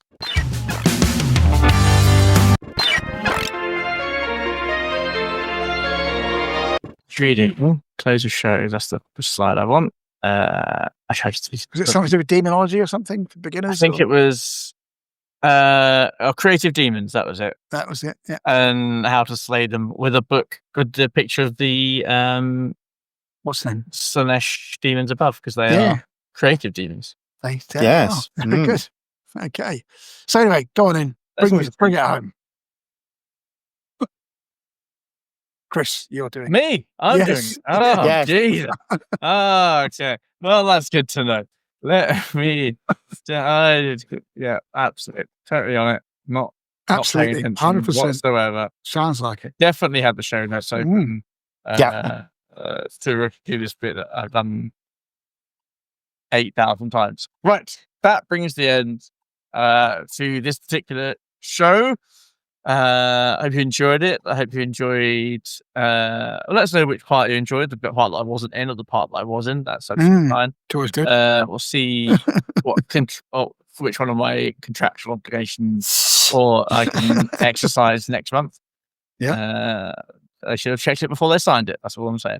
Thank you for listening. And as always, please leave us reviews on iTunes, follow us on Facebook, Twitter, Instagram, YouTube. Watch us on YouTube, like the channel on YouTube. We're handsome men. We want you to see that we're handsome men because we're vain and our vanity has never been hidden. It's just getting worse. Links for everything, all of those channels and things are in the show notes. We have a Facebook page, we have our Instagram. Give those all likes because we are here to be whores for that. If you want to get in touch with us, you can post on Facebook wall, send a message to Facebook account, or you can email us at info@edgeofempire.co.uk. Can you Instagram message on Instagram? I think you can. Yeah. So, hey, look, you can send us a message on Instagram. Yeah. Who knows if we ever check it, but it's certainly worth a try. If you want to help out the show, we have a affiliate link with Audible. So you sign up to get your Heresy audiobooks through them, get a month's free trial, and then after that, it's $7.99 a month for only get a free audiobook every month. And all about library books are on there, along with every other book written in the last 5 years, probably at this point. You can support the show by becoming a Patreon. Link is in the show notes. And also we have the ever mysterious Ko-fi situation that we did, which is completely alien to two of the three of us. Yeah. Also, we have links to Element Games on the website, which is edgeofempire.co.uk, I want to say. Yes, it is. So go on there and you can go through the Element Games links on there. That sends us a few shekels. We also have our Element Games crystal codes. So as you're aware by now, I'm sure, or if you're new, how it works is you put in one of our crystal codes, you generate double the amount of crystals than you would have done, and we get the normal amount of crystals. I think crystal equates to about 10 pence, I want to say. Yeah. So it's definitely worth getting those double crystals. My code is CHR211. Graham's is GRA2794, and Michael's is MIC440. If you're watching on YouTube, at the end of the show, they will all be displayed. We also have our affiliate link with Outpost as well, which is a friendly little gaming store in Sheffield. Nice. I think that's everything man says. Just trying to remember. I think we should also point out the shout out for Mike Vincent, Black Library author who is having a book published tomorrow at the time of recording on Audible. He's a friend of the club and ours. In fact, Night Lord's novel. Fantastic. So that's coming out on Audible tomorrow. So I think the physical copy sold out. Really nice chap, actually. I've played quite a lot of Games of Heresy against him. Yes, he's a lovely chap. I've not had a chance to play him yet, but he's really good chap. Good fun. He's also, before I forget, a thank you to our Patreon supporters, who are Ollie Appleby, Henry Bryce, Mark Frost, James Gibb, Mark Howlett, Jesse, Alexander Young, Robert Knox, Finn Schaefer, and the ever-mysterious Sprue Whisperer. Sprue Whisperer. Yes. Yeah. Excellent. The Remnant Blade is the novel. Okay. Excellent. Blade. Check it out. Check it out. Who knows what we're going to talk about next month? Who knows? Something will come along. Something will come up. We'll figure out something. I'm not doing the blooming Legions again for the third time. Tell you that. Yeah. Okay. Fair enough. All right. We actually finished the last lot. No, we didn't. We never did. We get to about half point and then they changed edition. Yeah. Maybe we'll talk about we'll do one we haven't done, which I've probably for a long time, which is probably Iron Hands. Because we definitely only did those very early on. Yeah, you're right. I don't remember going back to looking at them. Well, maybe we'll have a think. Maybe we might do a Legion focus and then be the first B3 Legion focus. So there we go. I was sort of thinking we finished for the Space Wars. Maybe we'll just go from the next one, which will be the. That's what we should do. Was it the Space Wars? Who's next after the Space Wars? No, asking me like I'm going to know that. Is it? Oh God, I should know it. They are the 7th. So I want to say Imperial Fists. Blood Angels are 9th. We did Imperial Fists. Yeah. Oh yeah, we did. Did we? Yes. Okay. Fair enough. All right then. Who knows? But we'll figure out. Anyway, thanks very much for tuning in, and good night. Good night. Take care, everybody. Bye. Love and snuggles. Bye.